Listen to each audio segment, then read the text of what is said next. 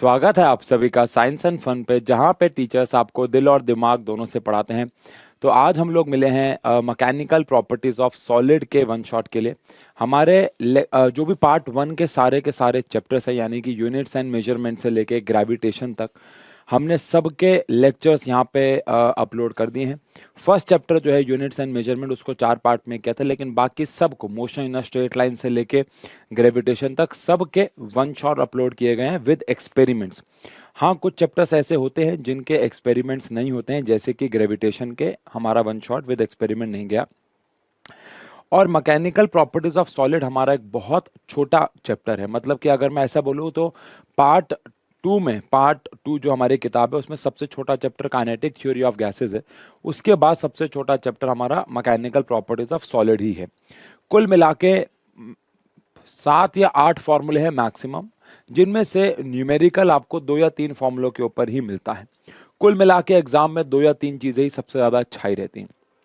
अब कई बच्चों को मैं बता दूं जो यहाँ पहली बार आए हैं इस चैनल पे, हम लोग जो वन शॉट अपलोड कर रहे हैं उनमें सारे टॉपिक्स को कवर कर रहे हैं, और फिर बीच बीच में हम लोग इसी चैनल पे रिकॉर्डेड वर्जन में क्वेश्चन एंड आंसर्स के भी लेक्चर डालते रहते हैं, जिसमें से पहला लेक्चर पहले 2-3 चैप्टर के इंपॉर्टेंट सब्जेक्टिव क्वेश्चंस डाले, फिर अगला लेक्चर और इंपॉर्टेंट क्वेश्चंस के डाले। तो ऐसे डालते जा रहे हैं, आप वो भी गो थ्रू जरूर कीजिएगा अगर आपको वन शॉट पसंद में आ रहे हैं तो, ठीक है ना।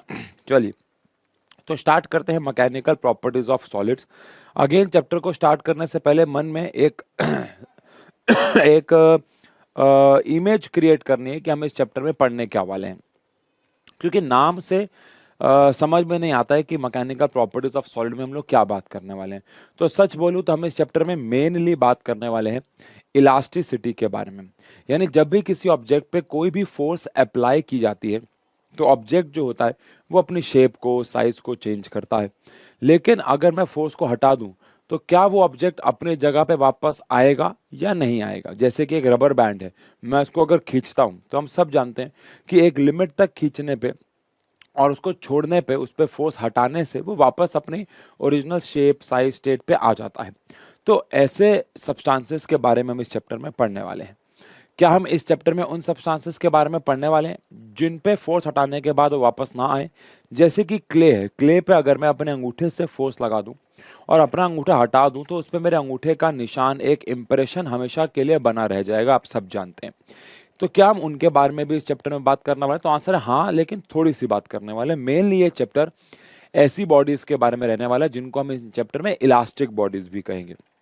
और बहुत सारे मिथ भी हैं जिनको हम लोग दूर करेंगे कि रबर बैंड इलास्टिक ज़्यादा है या स्टील ज़्यादा इलास्टिक है। अगर आप ये क्वेश्चन पहली बार सुन रहे हो कि रबर बैंड ज़्यादा इलास्टिक है या स्टील ज़्यादा इलास्टिक है, तो आप सबका आंसर होगा rubber band, but answer steel है। क्योंकि इलास्टिक सब्सटेंस की फिजिक्स में परिभाषा अलग है, डेफिनेशन अलग है, और आज तक हम जो इलास्टिक सब्सटेंस सोचते आए थे वो काफ़ी अलग रहते हैं। तो बहुत छोटा सा लेकिन प्यारा चैप्टर है। चलिए शुरू करते हैं। हाँ जी, तो सबसे पहले बात करते हैं कि डीफॉर्मिंग फोर्स क्या होता है। देखो, हम सब force and laws of motion या लॉज ऑफ मोशन चैप्टर से पढ़ते आ रहे हैं कि फोर्स क्या रहता है, लेकिन यहाँ पे लिखा हुआ है डीफॉर्मिंग फोर्स। तो यानी कि एक स्पेशल प्रकार की फोर्स होने वाली है।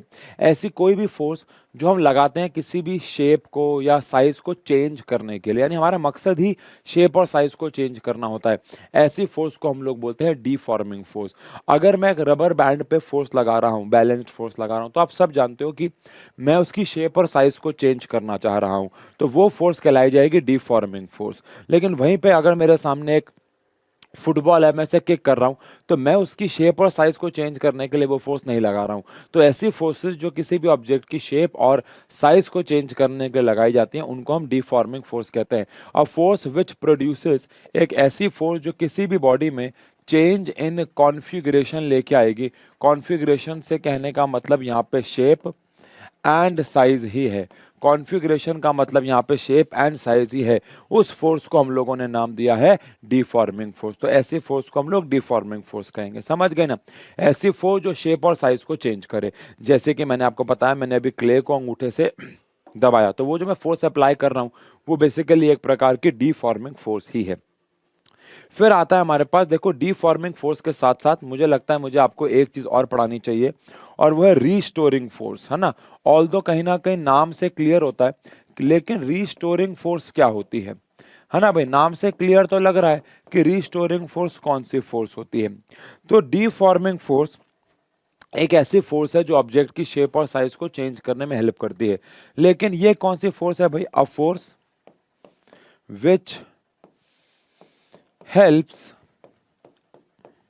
इन restoring the configuration of a body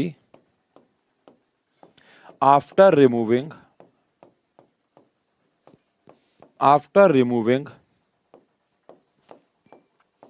deforming force। जरा समझेंगे भाई, अगर मैंने एक ऑब्जेक्ट पे डीफॉर्मिंग फोर्स लगाई और उसकी शेप और साइज चेंज हो गई, अब अगर मैं डीफॉर्मिंग फोर्स हटाऊंगा तो बॉडी एक ऐसी फोर्स बदले में लगाना चाहेगी जो कि उसकी शेप और साइज को दोबारा से अपनी ओरिजिनल स्टेट पे ले आए। तो उस फोर्स को हम लोग नाम देंगे रीस्टोरिंग फोर्स। जैसे कि एक रबर बैंड का फिर से मैं एग्जांपल लूंगा। एक रबर बैंड को अगर मैं खींच देता हूं तो मैंने उस पर कौन सी फोर्स लगाई? डीफॉर्मिंग फोर्स। लेकिन जब मैं छोड़ूंगा तो क्या उसने अपनी शेप को वापस से रिगेन कर लिया? तो आंसर है यस। कैसे कर लिया? क्योंकि उसने अपने ही आप से एक फोर्स लगाई जिसको हम बोलते हैं रीस्टोरिंग फोर्स। अब क्या हर बॉडीज रीस्टोरिंग फोर्स लगा सकती है? तो जैसे कि अगेन मैं क्ले का एग्जांपल लूंगा। क्या क्ले पे मैंने डीफॉर्मिंग फोर्स लगा के उसकी शेप और साइज को चेंज किया? आंसर है यस। बट क्या मेरे फोर्स हटाने के बाद उसने कोई रीस्टोरिंग फोर्स लगा के अपनी शेप और साइज को वापस से रिगेन किया? तो आंसर है नहीं किया। यानी कि कुछ बॉडीज रीस्टोरिंग फोर्स लगाती हैं और कुछ बॉडीज रीस्टोरिंग फोर्स नहीं लगाती हैं, और उसी से हमारे पास एक प्रॉपर्टी आती है जिसको बोलते हैं इलास्टिसिटी। इलास्टिसिटी क्या होता है? इलास्टिसिटी एक ऐसी प्रॉपर्टी है जो कि एक ऐसे ऑब्जेक्ट के पास होगी जिस पे अगर हम डीफॉर्मिंग फोर्स को हटा देंगे तो वो अपनी शेप को, अपने साइज को दोबारा से गेन करना चाहेगा। आओ एक बार पढ़ते हैं।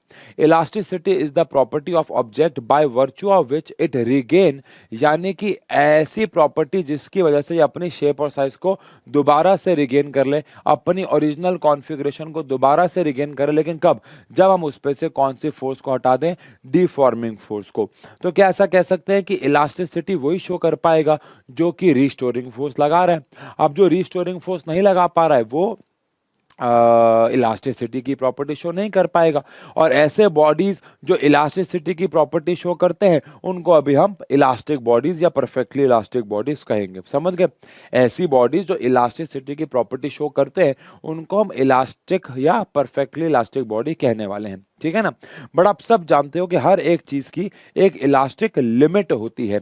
अगर मैं एक स्प्रिंग लेता हूं और उस स्प्रिंग को खींचता हूं तो वापस आएगा, फिर खींचता हूं वापस आएगा, फिर खींचता हूं वापस आएगा। आपके पेन के अंदर का ये एक स्प्रिंग क्यों ना ले लो। अगर आपको याद होगा, अगर आपने यहाँ पे वन शॉट देखा है वर्क एंड एनर्जी का, तो उस वर्क एनर्जी के वन शॉट पे भी मैंने स्प्रिंग के बारे में बात की थी कि अगर मैं किसी भी स्प्रिंग को, यार लेट अस सपोज आपके पास एक स्प्रिंग है, आप उसे खींचते हो और छोड़ते हो तो वापस आ जाता है वो। लेकिन अगर आप उसे बहुत ज्यादा खींच दोगे और इतना ज्यादा खींच दोगे कि वो वापस नहीं आ पाएगा, इसका मतलब है आपने एक लिमिट को पार कर दिया जिसको बोलते हैं इलास्टिक लिमिट। जैसे कभी आपने नोटिस किया होगा कि अगर आपके पास एक पजामा है, उसमें इलास्टिक वाला नाड़ा लगा हुआ है ना, तो आपने वो पजामा पहना और जब आप पहनते हो तो ऑब्वियस बात है अपनी कमर से ज्यादा खींचते हो, लेकिन जब छोड़ते हो तो आपकी कमर पे वापस आ जाता है। लेकिन अगर वही पजामा आपसे कोई 3 गुना 4 गुना 5 गुना ज्यादा हेल्दी इंसान जिसकी कमर का साइज आपसे 4 गुना 5 गुना ज्यादा है वो पहनेगा, तो क्या 4 गुना तो ज्यादा हो गया, बहुत ज्यादा है, मतलब अगर अगर आपकी कमर मान लो 28 है और उसकी कमर मान लो 36 है, तो वो क्या ऐसा हो सकता है कि वो पजामा हमेशा के लिए ढीला हो जाए? तो आंसर हो सकता है, क्योंकि हो सकता है कि आप उस इलास्टिक का उस इलास्टिक वो जो जो जो रबर था उसकी इलास्टिक लिमिट ही पार कर दो, है ना, उसकी इलास्टिक लिमिट ही पार कर दो। आपने उसे इतना खींच दिया कि अब वो वापस अपनी शेप पे आ ही नहीं पा रहा। तो हर एक इलास्टिक बॉडी की भी एक लिमिट होती है। ऐसा नहीं है कि किसी भी लिमिट पे अगर मैं उस पर डीफॉर्मिंग फोर्स लगाऊंगा तो वो वापस आ जाएगा। सबकी कोई ना कोई लिमिट होती है। उसी लिमिट को बेसिकली हम लोग इलास्टिक लिमिट कहते हैं। तो लिखा हुआ है ये ऐसी लिमिट जिसके ऊपर अगर मैं जाऊंगा तो ऑब्जेक्ट्स अपने शेप और साइज को वापस से रिगेन नहीं कर पाएंगे, अपनी इलास्टिसिटी को एक प्रकार से कहीं ना कहीं वो खो देंगे। तो ऐसी प्रॉपर्टी को, ऐसी लिमिट को हम लोग बेसिकली कौन सी लिमिट कहते हैं? इलास्टिक लिमिट कहते हैं। समझ गए ना? ऐसे लिमिट को क्या कहा जाता है? Elastic limit. परिभाषा लिखी हुई है। अब अगर हम बात करें परफेक्टली इलास्टिक बॉडीज या परफेक्टली प्लास्टिक बॉडीज, देखो यहाँ पे थोड़ा सा गहरी बात आने वाली, यहाँ पे कंफ्यूज नहीं होना है। अब इलास्टिक बॉडीज कौन सी होती हैं? अगेन ऐसी बॉडीज जो जिन पे अगर रिस्टोरिंग फोर्स, डिफॉर्मिंग फोर्स को हटा दिया जाए तो वो अपनी शेप को वापस से रिगेन कर लें, उनको हम इलास्टिक बॉडी कहते हैं।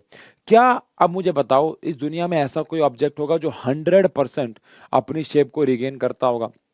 आप माइक्रोस्कोपिक लेवल पे जाके सोचो, अगर आप एक रबर बैंड को खींचते हो और छोड़ते हो, क्या वो 100% वापस अपनी इनिशियल स्टेट पे आता होगा? नहीं। मैन्युअली देखने में भले ही लग रहा हो कि आ रहे हैं, बट 100% वापस नहीं आता होगा। जो 100% आ जाए उसको हम बोलते हैं परफेक्टली इलास्टिक बॉडी। लेकिन जो 100% ना आए लेकिन लगभग लगभग आ जाए, उसको हम सिर्फ इलास्टिक बॉडी भी कहते हैं। ऑल दो आप सबको पता है, हम फिजिक्स में जब पढ़ाई करेंगे तो सबको हम परफेक्टली इलास्टिक ही मानेंगे, बिकॉज पहली बात तो परफेक्ट कुछ भी नहीं होता है। लेकिन परफेक्टली इलास्टिक बॉडीज हमारे लिए कौन सी होंगी? जिन पे से अगर मैंने उनकी शेप को चेंज की थी, डिफॉर्मिंग फोर्स लगा के अगर मैं हटा दूं तो वापस अपनी स्टेट पे 100% आ जाए, उन्हें हम कहेंगे परफेक्टली इलास्टिक बॉडीज। जिसमें से कुछ बहुत फेमस इलास्टिक बॉडीज हमारे पास हैं। क्वार्ट्स है हमारे पास, फॉस्फोर, ब्रॉन्ज है, ये कुछ सब्सटेंस हैं। अब आपके ना मन में एक सवाल उठेगा। मैं आपसे ना एक सवाल पूछता हूँ, ये सवाल बार बार आता रहेगा इस चैप्टर में। सवाल क्या है? अलग अलग तरीके से इसका आंसर आपको मिलेगा, लेकिन सवाल क्या है? अगर मैं आपसे पूछूं कमेंट सेक्शन पे कि विच इज मोर इलास्टिक, ईमानदारी से अगर हम answer they which is more elastic, rubber band और स्टील, तो आपका आंसर क्या होगा? इसके ऊपर मैंने अभी लेक्चर की शुरुआत में बात की, लेकिन अगर मैं आपसे ईमानदारी से अभी भी पूछूं कि आपके हिसाब से स्टील और रबर में ज्यादा इलास्टिक कौन है, इसका आंसर ईमानदारी से कमेंट सेक्शन पर टाइप करो। एक बारी ईमानदारी की बात है, देख लो। तो आंसर है, अगर आप ये चैप्टर पहली बार कर रहे हो, ये स्टेटमेंट पहली बार सुन रहे हो, तो आप सबका आंसर रबर होना चाहिए, बिकॉज एक कॉमन व्यक्ति का आंसर रबर होना चाहिए। बट कमाल की बात यह है कि हम लोग आज तक इलास्टिक चीज को समझते ही गलत आए। हमने आज तक क्या समझा इलास्टिक बॉडी कौन है? हमने आज तक समझा जिस पे हम फोर्स लगाएं तो उसकी शेप चेंज हो, है ना, और वापस आ जाए, उसको हमने इलास्टिक कहा। बट एक्चुअली में आप रबर बैंड को ज्यादा इलास्टिक इसलिए कह रहे हो कि कहीं ना कहीं आपके बैक ऑफ द माइंड में ये है कि मैं उस पर फोर्स लगाता हूँ, उसकी शेप ज्यादा चेंज होती है और फिर वापस भी आता है। लेकिन स्टील की तो शेप भी चेंज नहीं होती। तो यहीं पे आप मात खा गए, बिकॉज इलास्टिक सब्सटेंस वो नहीं है जिनकी शेप में ज्यादा चेंजेस आते हैं जब हम उन पे फोर्स लगाते हैं। उनको हम इसी चैप्टर में आगे जाके इलास्टोमर कहेंगे। इलास्टिक सब्सटेंस वो है जिस पे अगर मैं डीफॉर्मिंग फोर्स को हटा दूं तो वो अपनी ओरिजिनल स्टेट पे ज्यादा से ज्यादा आए, वो बेहतर इलास्टिक सब्सटेंस होगा। अब मैं यहाँ पे ना आपसे एक और सवाल पूछता हूँ। इमेजिन करते हैं एक चेयर है, एक चेयर स्टील की बनी हुई है और एक चेयर रबर की बनी हुई है। बड़े मोटे मोटे पिलर हैं रबर के, टेंशन मत लो, स्ट्रांग है। आप बताओ, अगर रोज दोनों चेयर पे एक 100-100 किलो का इंसान आता है, बैठता है, फिर आधा घंटा बैठ के चला जाता है, फिर आता है, बैठता है, आधा घंटा बैठ के चला जाता है, ऐसा वो 1 महीने तक करता है। अकल लगा के कमेंट सेक्शन पे फिर से आंसर लिखो टाइम स्टैम्प के साथ कि कौन सी चेयर होगी उनमें से जो धस जाएगी with the passage of time, ज्यादा धसेगी। कौन सी चेयर होगी? स्टील वाली चेयर होगी या रबर वाली चेयर होगी जो धीरे धीरे with the passage of time धसती चली जाएगी, ज्यादा धसेगी? आधा मिलीमीटर धसे, 1 मिलीमीटर धसे, लेकिन ज्यादा धसेगी। तो आई होप आपने कमेंट सेक्शन पे आंसर लिखा हो रबर वाली चेयर। यानी कि स्टील वाली चेयर पे, अब आप कहोगे स्टील वाली चेयर पे जब कोई मतलब जब कोई नॉट मोटा सॉरी जब कोई 100 किलो का इंसान आके बैठा तो सर उसकी तो शेप ही चेंज नहीं हुई। ये तो गलत है, आप सब जानते हैं उसकी भी शेप चेंज हुई होगी। ऐसा हो ही नहीं सकता कि उसकी शेप ना चेंज हुई हो। बस फर्क ये है कि उसकी शेप ना के बराबर चेंज हुई थी, लेकिन जब वो इंसान उस चेयर से उठ गया तो उसकी शेप वापस से रिगेन भी हुई। यानी स्टील ज्यादा बेहतर इलास्टिक है, क्योंकि with the passage of time रोज उस पर इंसान आके बैठ रहा है, उठ रहा है, बैठ रहा है, उठ रहा है, रोज डिफॉर्मिंग फोर्स है, रोज रिस्टोरिंग फोर्स है, और वो अभी भी अपनी शेप को, साइज को ज्यादा चेंज नहीं कर रहा है। तो ये बहुत रफ तरीके से हमने बात की कि स्टील इज मोर इलास्टिक, क्योंकि इलास्टिक की परिभाषा बदल दीजिए अपने दिमाग में। जिनको आप अभी तक ये समझते आए थे कि फोर्स लग के खींचते हैं और वापस आते हैं, जो ज्यादा से ज्यादा खींचते हैं वो इलास्टिक नहीं होते, वो तो इलास्टोमर होते हैं। जो अपनी स्टेट पे वापस आ जाए उनको हम इलास्टिक ऑब्जेक्ट कहते हैं। एंड ऑब्वियस सी बात है, इनके बिल्कुल ऑपोजिट है हमारे पास प्लास्टिक बॉडीज। अब ये प्लास्टिक बॉडीज कौन सी बॉडीज हैं भाई? तो ऐसी बॉडीज जो अपने डीफॉर्मिंग फोर्स हटाने के बाद अपनी ओरिजिनल स्टेट पे वापस आ ही ना पाए बिल्कुल भी, उन्हें परफेक्टली प्लास्टिक बोलेंगे, या ना के बराबर वापस आ पाए उन्हें हम प्लास्टिक बॉडी बोलेंगे। अगेन क्ले हो गया, वैक्स हो गया, ये सारे इसके एग्जाम्पल्स हो जाते हैं। तो परिभाषा लिखी हुई है, पुट्टी हो गया, पीओपी हो गया, पैराफिन वैक्स, ये पैराफिन वैक्स एक ही शब्द है भाई, पैराफिन वैक्स एक ही शब्द है। तो यानी कि ये एक प्रकार की वैक्स होती है। आप अपने घर की वैक्स समझ लो, क्ले समझ लो, यानी ये सारे सब्सटेंस ऐसे सब्सटेंस हैं जिन पे अगर आप डीफॉर्मिंग फोर्स लगाओगे तो ये अपने तरफ से कोई रिस्टोरिंग फोर्स लगा के वापस नहीं आने वाले हैं। चलिए, अब यहाँ पे इस चैप्टर में एक नया टॉपिक स्टार्ट होता है। एक्चुअली इस चैप्टर के दो बड़े बड़े टॉपिक हैं, स्ट्रेस एंड स्ट्रेन, ठीक है जी।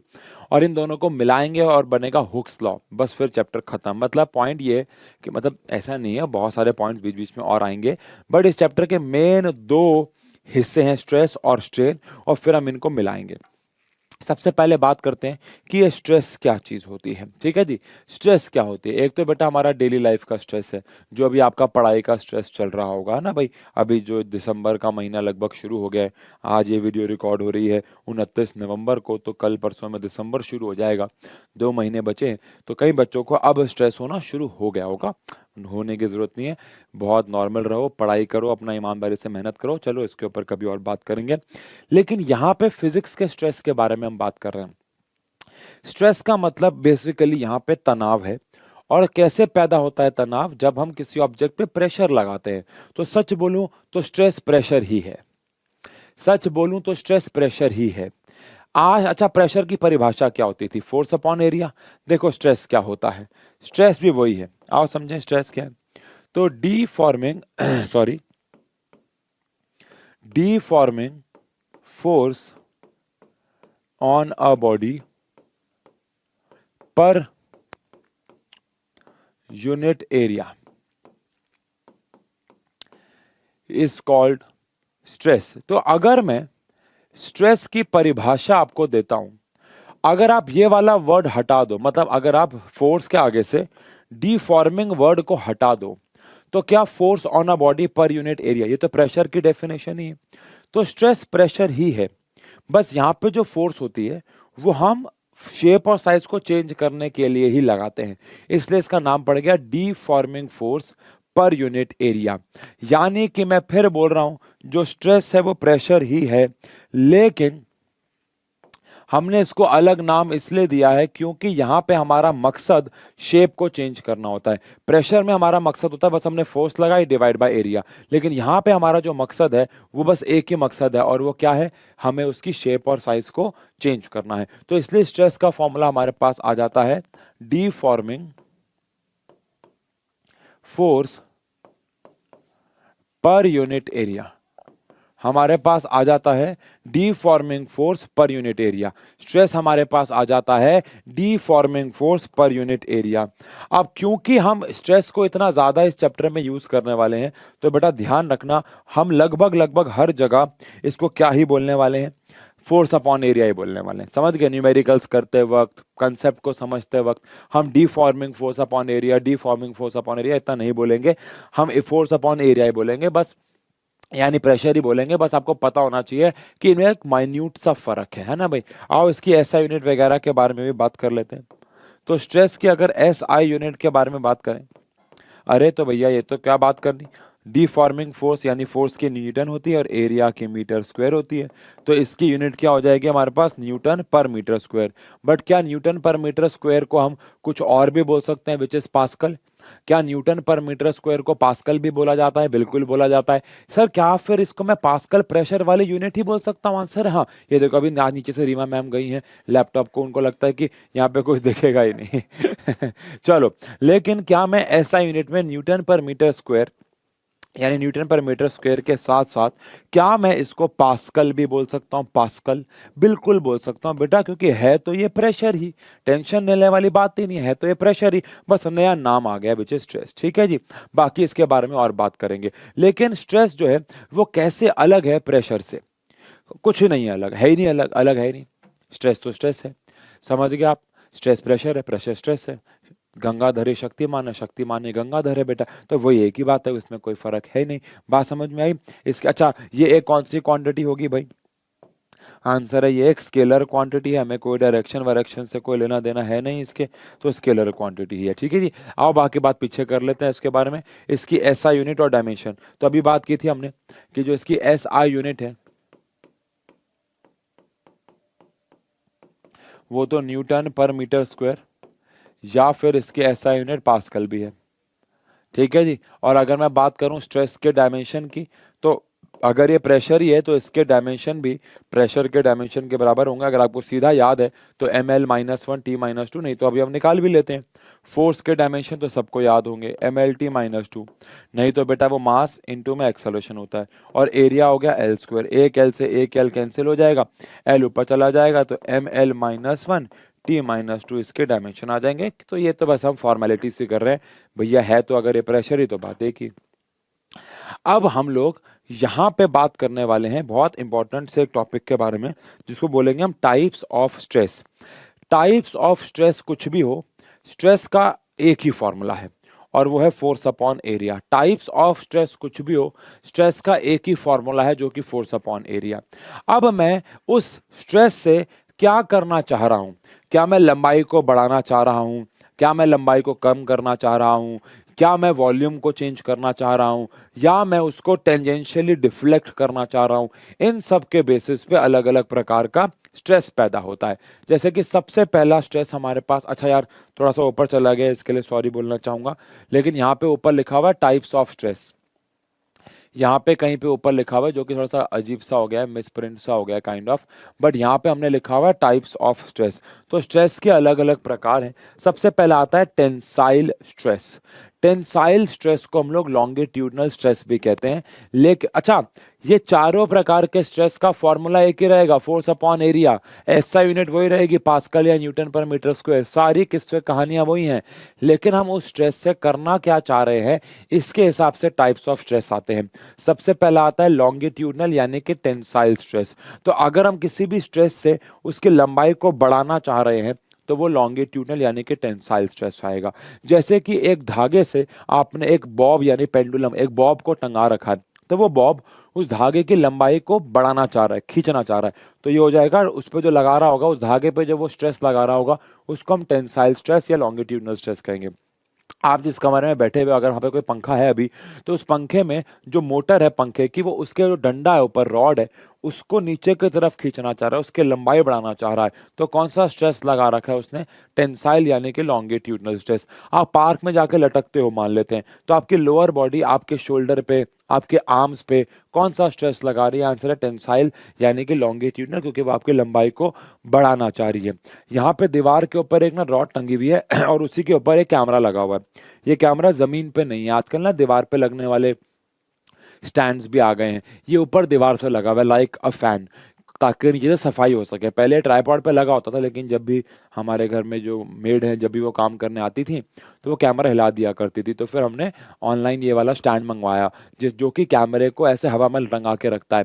अब इसने कैमरे को हवा में टंगा के रखा हुआ है, तो ये कैमरे पे, ये जो कैमरा है इस रॉड पे कौन सा स्ट्रेस लगा रहा होगा, तो आंसर है लॉन्गिट्यूडनल यानी कि टेंसाइल। तो ऐसा स्ट्रेस जो लेंथ को चेंज करने के लिए, इंक्रीज करने के लिए एक्चुअली लगता है, उसे लॉन्गिट्यूडनल स्ट्रेस कहते हैं। और लॉन्गिट्यूडनल स्ट्रेस का एक और नाम भी है, ध्यान रखना है, और वो क्या है भाई, वो है भाई हमारे पास टेंसाइल स्ट्रेस, है ना भाई, टेंसाइल स्ट्रेस। और एक आता है फिर हमारे पास कंप्रेशनल स्ट्रेस। ये हमारे लॉन्गिट्यूडनल स्ट्रेस से बिल्कुल ऑपोजिट है। यहाँ पे हम लेंथ को कम करना चाह रहे हैं। तो अगर कोई स्ट्रेस लेंथ को कॉन्ट्रैक्ट करना चाहता है, डिक्रीज करना चाहता है, कंप्रेस करना चाहता है, कम करना चाहता है, तो ऐसे स्ट्रेस को हम लोग कंप्रेशनल स्ट्रेस भी कहते हैं। इस प्रकार के स्ट्रेस को कहा जाता है कंप्रेशनल स्ट्रेस, ध्यान रखिएगा, ऐसा स्ट्रेस कहा जाता है कंप्रेशनल स्ट्रेस। अब कंप्रेशनल स्ट्रेस कैसे, जैसे कि मैं अभी इस कमरे में खड़ा हुआ हूं, तो मेरी अपर बॉडी मेरे पैरों को दबा रही है, तो ये है कंप्रेशनल स्ट्रेस, समझ गए। जब ये कैमरा जमीन वाले ट्राइपॉड पे लगा हुआ था, तो ये कैमरा जमीन वाले ट्राइपॉड को दबाना चाह रहा था, तो उस पे लगा रहा था ये कंप्रेशनल स्ट्रेस। जैसे यहाँ पे अभी आपको शायद दिख रहा हो हल्का हल्का, यहाँ पे व्हाइट व्हाइट, यहाँ पे एक लैंप पड़ा हुआ है। ये लैंप एक्चुअली क्या कर रहा है, ये अपर बॉडी इसकी काफी हैवी है। अगर मैं आपको पास लाके दिखाऊं तो अपर बॉडी इसकी काफी हैवी है, ये रहा। इसकी जो ये वाली बॉडी है, ये ऊपर वाली बॉडी, ये काफ़ी हैवी है, तभी नीचे वाला हिस्सा जो है इसका थोड़ा बहुत दिख रहा होगा आपको, ये बहुत स्ट्रांगली बिल्ड है। एंड दैट इज़ वाई ये जो अपर बॉडी है, ये इस ब्राउन वाले हिस्से पे जो आपको दिख रहा होगा, इसको नीचे दबाना चाह रही है। तो इस पर कौन सा स्ट्रेस लगा रही है भाई, ये भी तो आंसर है कंप्रेशनल स्ट्रेस लगा रही है। अगर मैं इस लैंप को उल्टा कर दूं, है ना, तो फिर वो लॉन्गिट्यूडनल स्ट्रेस हो जाएगा। समझ गए ना। तो जब हम किसी, जैसे आप किसी मान लो कुर्सी पे बैठे हो, अभी मान लेते हैं आपकी चेयर पे बैठे हो, तो आप उस चेयर के चारों पैरों को दबाना चाह रहे हो, तो वहां पे कंप्रेशनल स्ट्रेस आप लगा रहे हो। ठीक है जी, ठीक है जी। फिर आता है हाइड्रोस्टैटिक स्ट्रेस, जो कि नाम से ही पता लग रहा है। पहली बात तो हाइड्रोस्टैटिक स्ट्रेस को वॉल्यूमेट्रिक स्ट्रेस भी कहते हैं, लेकिन नाम से पता लग रहा है ऐसा स्ट्रेस जो लंबाई पे काम नहीं कर रहा है, ना लंबाई को बढ़ाना कम करना चाह रहा है, वो तो वॉल्यूम को चेंज करना चाह रहा है, वो सीधा वॉल्यूम पे अटैक कर रहा है।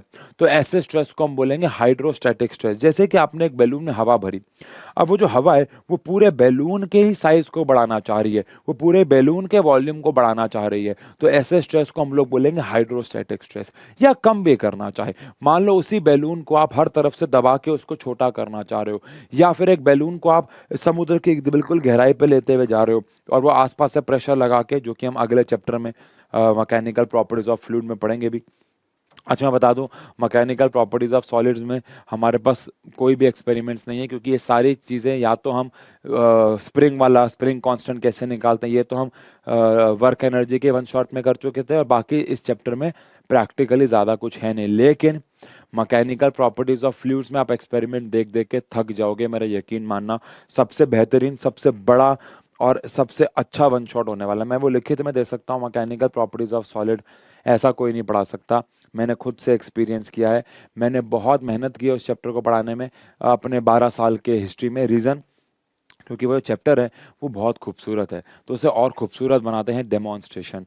बाकी अगर आप साइंस एंड फन, मेरे वाला जो वो वाला चैनल है, मतलब जो सबसे पहले खुला था, जिस पे 5.8 मिलियन सब्सक्राइबर्स हैं, उस पे अगर आप ज़्यादातर एक्सपेरिमेंट्स देखोगे तो वो बर्नौलीज थ्योरम या मतलब मैकेनिकल प्रॉपर्टीज ऑफ फ्लूइड से मिलेंगे। तो बहुत है, अभी हाल ही में मैंने 2-4 और भी नए करे थे हमारे पेड बैच में, तो वो भी डाले थे मैंने, है ना। ऑल दो बेटा मैं आपको बता दूं, पेड बैचेस में हम लोग बहुत सारे एक्सपेरिमेंट्स के साथ भी काम करते, ताकि थोड़ा सा इंडिविजुअलिटी भी रहे, थोड़ी सी रहे, ताकि यार फिर पेड बैच वाला बच्चा जो पैसे दे रहा है उसको फ़र्क क्या मिलेगा, थोड़ा सा तो अलग रहता है। बट हम यूट्यूब पे भी पूरी जान लगा के पढ़ाते हैं, ऐसी बात नहीं है। तो अगर आपको प्रॉपर मेंटोरशिप चाहिए तो हमारा क्रैश कोर्स अभी हाल ही में लॉन्च हुआ है, जो कि अगर आप आज वन शॉट देख रहे हो तो कल ही लॉन्च हुआ है, मतलब आज 29 है तो 28 को ही लॉन्च हुआ है। तो एक आपकी क्लास हो गई है जिसमें आप रिकॉर्डेड मिल जाएगी आपको। बट क्रैश कोर्स बहुत सस्ता, यानी कि सिर्फ 780 रुपये, मतलब प्राइस उसका कुछ 1200 रुपये है। बट आप कूपन कोड लगाओगे फाइनल, FINAL, क्योंकि हमारा ये फाइनल बैच है, FINAL फाइनल, तो आपको 40% ऑफ मिल जाएगा, जो कि लगभग 780 रुपीज़ है, मतलब 800 रुपये हम लोग एक बारी में जाते हैं 3-4 लोग और खाने पीने में लगा देते हैं। और ये क्रैश कोर्स है जिसमें ऐसा नहीं है कि आपको सिर्फ इंपॉर्टेंट चैप्टर्स कराए जाएंगे। अगर आपके सिलेबस में 15 चैप्टर हैं तो 15 के 15, 16 है तो 16 के 16, सारे चैप्टर CBSE के NCERT के किताब के हिसाब से सारे के सारे चैप्टर्स बिल्कुल दोबारा रिवाइज कराए जाएंगे। उसमें सैम्पल पेपर कराए जाएंगे, मॉक टेस्ट होंगे, प्रॉपर असाइनमेंट्स होंगे, और उनके साथ साथ सारे चैप्टर्स की बढ़िया तरीके से रिवीजन होगी, ऑफलाइन के टच के साथ, बिल्कुल ठीक है। चलो बाकी मैं क्या पढ़ा रहा था आपको कि हमने मैकेनिकल प्रॉपर्टीज ऑफ फ्लूइड का जब मैं वन शॉट डालूंगा इसके बाद, जो कि मैं जल्दी डालूंगा, तो वो आप देखना और वहाँ बोलोगे कि सर आपने बिल्कुल ठीक कहा था, क्या मज़ेदार वन शॉट है। बट वहाँ पे हम लोग पढ़ेंगे कि गहराई पे जाओ तो प्रेशर बढ़ता है। तो अगर मैं एक बैलून में हवा भर के उसे एकदम गहराई पे लेके जाऊंगा तो धीरे धीरे धीरे धीरे धीरे धीरे क्या होगा, उसका साइज कम होगा, यानी कि बैलून आसपास से क्या लगा रहा है, प्रेशर लगा रहा है। उसको हम बोलते हैं हाइड्रोस्टैटिक स्ट्रेस। यानी जब मैं किसी भी चीज़ की वॉल्यूम को चेंज करना चाहूँ, चाहे वो बढ़ाना चाहूँ चाहे वो कम करना चाहूँ, उसको हम बोलते हैं हाइड्रोस्टैटिक स्ट्रेस। लेकिन एक बहुत अलग सा स्ट्रेस है जिसको हम टेंजेंशियल या फिर शियर स्ट्रेस भी कहते हैं। ज़रा एक बार इधर छोड़ो क्या लिखा हुआ है, एक बार एक चीज़ पे फोकस करो। अगर मान लो यहाँ पे हमारे पास एक फ्लोर है और इस फ्लोर पे एक बहुत भारी बॉक्स पड़ा हुआ है, गत्ते का बॉक्स है और इसमें बहुत भारी सामान है, या फिर ये हल्का बॉक्स है लेकिन नीचे वाला हिस्सा जो है वो मैंने फिक्स कर दिया है, चिपका दिया है, कीले ठोक दिए, जो मर्जी समझ लो। अब मैं अगर उस पर ऐसे करके टेंजेंशियल फोर्स लगाऊंगा तो क्या ये डब्बा आगे की तरफ खिसकेगा? बिल्कुल खिसकेगा, बिकॉज नीचे जो फिक्स है, लेकिन ऊपर से खिसक के आगे चला जाएगा। तो ऐसे प्रकार का स्ट्रेस जो किसी भी ऑब्जेक्ट पे टेंजेंशियल फोर्स लगा के आता है, जो बॉडी को टेंजेंशियली आगे ले जाता है, टेंजेंशियल डायरेक्शन में फोर्स लगाता है, ऐसे स्ट्रेस को हम लोग टेंजेंशियल या फिर शियर स्ट्रेस कहते हैं। इस प्रकार के स्ट्रेस को हम लोग टेंजेंशियल या फिर शियर स्ट्रेस कहते हैं। तो बात को समझना है, यानी कि 4 प्रकार का स्ट्रेस है। स्ट्रेस फॉर्मूला सेम ही है, फॉर्मूला सेम ही है, फोर्स अपॉन एरिया। एक कह रहा है कि मैं लेंथ को बढ़ाऊंगा, एक कह रहा है कि मैं लेंथ को कम करूंगा, एक कह रहा है मैं वॉल्यूम को चेंज करूंगा, चाहे बढ़ाऊंगा चाहे कम करूंगा, और एक कह रहा है मैं टेंजेंशियल फोर्स, शियर फोर्स लगाऊंगा और ऑब्जेक्ट को डिफ्लेक्ट कर दूंगा।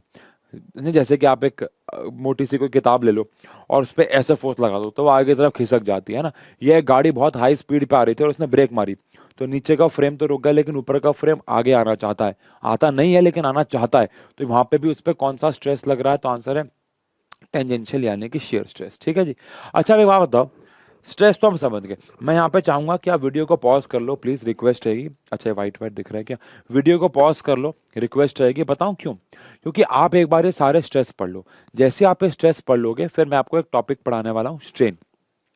ये सारी स्लाइड्स एक बार आप लोग प्लीज फर्स्ट सेकेंड वीडियो को पॉज कर करके थर्ड, फोर्थ, फिफ्थ, सिक्स्थ, ये सारी स्लाइड्स एक बार रिवाइज करेंगे ताकि हम अगले टॉपिक पे जा सके, जिसको हम लोग बोलते हैं स्ट्रेन। स्ट्रेस समझ में आएगा तो ही आपको स्ट्रेन समझ में आएगा, फिर हम इन दोनों को जोड़ देंगे, कंबाइन कर लेंगे। डन है जी।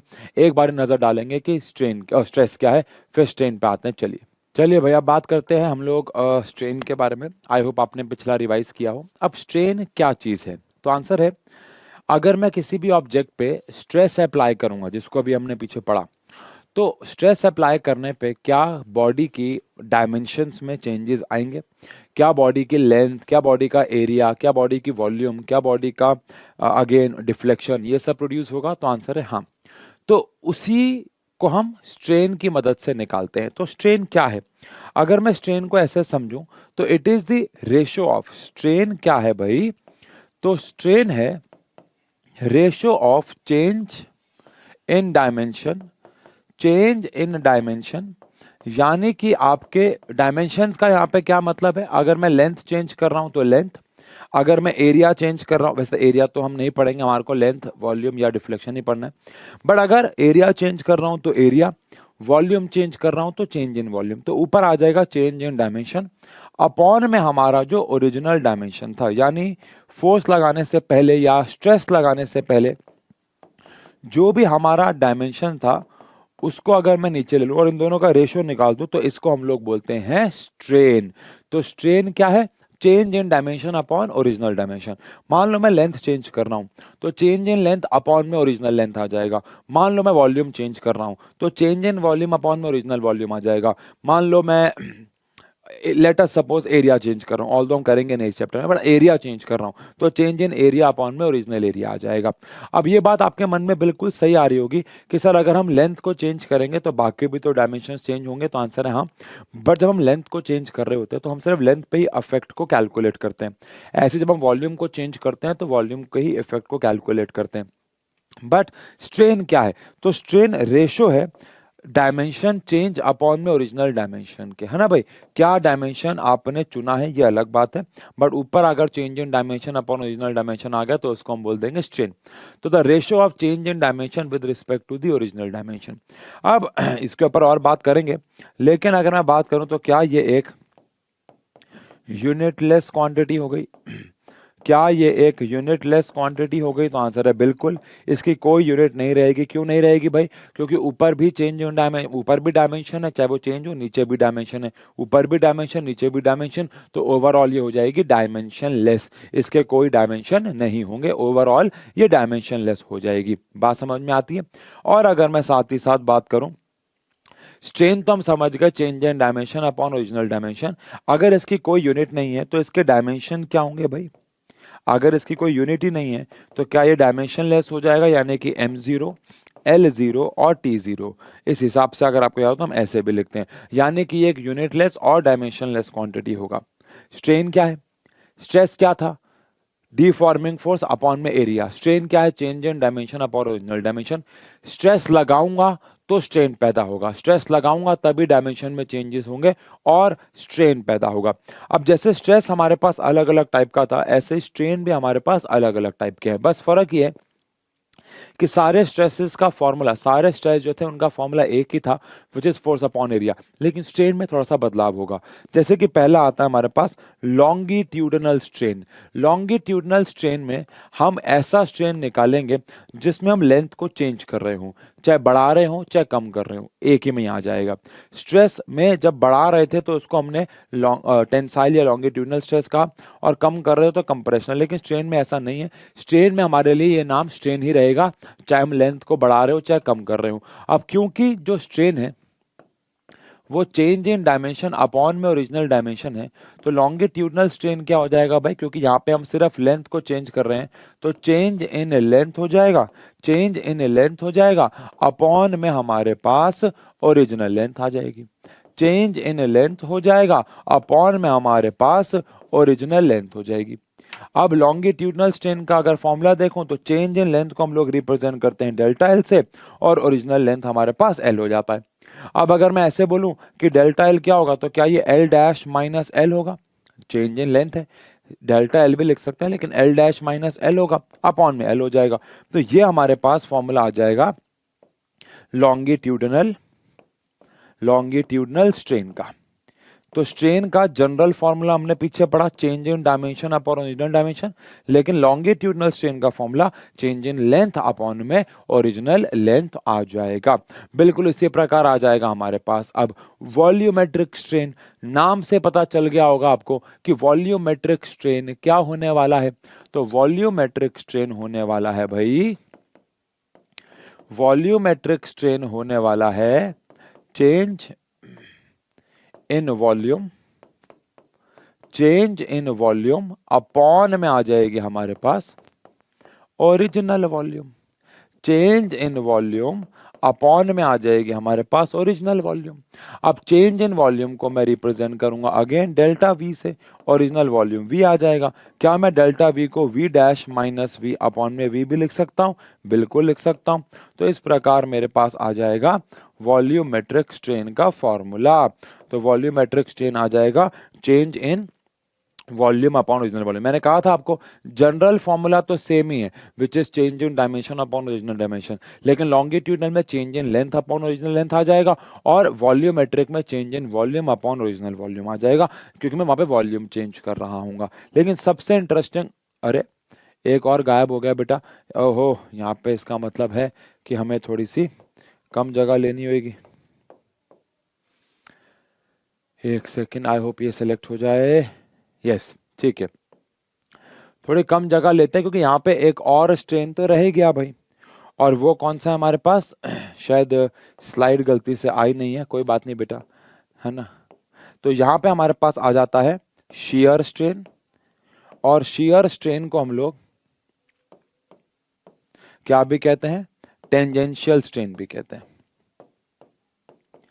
Tangential strain.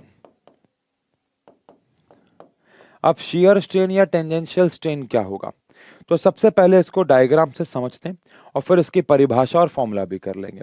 तो अगेन मान लो मेरे पास यहाँ पे एक ऑब्जेक्ट है, मैंने आपको पहले ही बताया जब हम शियर स्ट्रेस के बारे में बात कर रहे थे, और यहाँ पे अगर मैं इस पर एक फोर्स लगाता हूँ, टेंजेंशियल फोर्स लगाता हूँ, तो क्या ये आगे की तरफ खिसक जाएगा?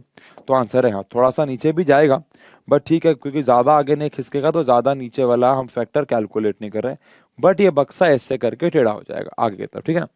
अब ये कितना आगे गया, तो आंसर है ये x आगे गया, और जिस लेंथ पे हमने फोर्स लगाई थी वो l है ना। तो जैसे कि वॉल्यूमेट्रिक में change in volume upon original volume आया था, इसमें change in length upon original length आया था, इसमें ऊपर चेंज की बजाय डिफ्लेक्शन आता है। कितना डिफ्लेक्शन आगे की तरफ आपने किया, कितना डिफ्लेक्शन किया पर यूनिट लेंथ, कितना डिफ्लेक्शन किया पर यूनिट लेंथ। तो शियर स्ट्रेन क्या है, रेशो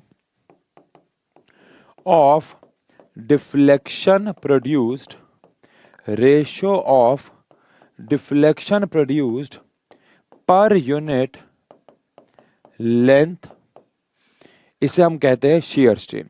तो इस हिसाब से अगर बात करूं तो शियर स्ट्रेन क्या हुआ, जो कि सबसे अलग है बाकी दोनों से, कितना डिफ्लेक्शन आपने प्रोड्यूस किया, तो कितना वर्टिकल डिफ्लेक्ट, कितना हॉरिजॉन्टल डिफ्लेक्शन आपने किया भाई, तो आंसर है एक्स किया, एक्स किया। अपॉन में कितनी लेंथ पे आपने वो फोर्स अप्लाई करी, तो आंसर है एल फोर्स आपने अप्लाई करी।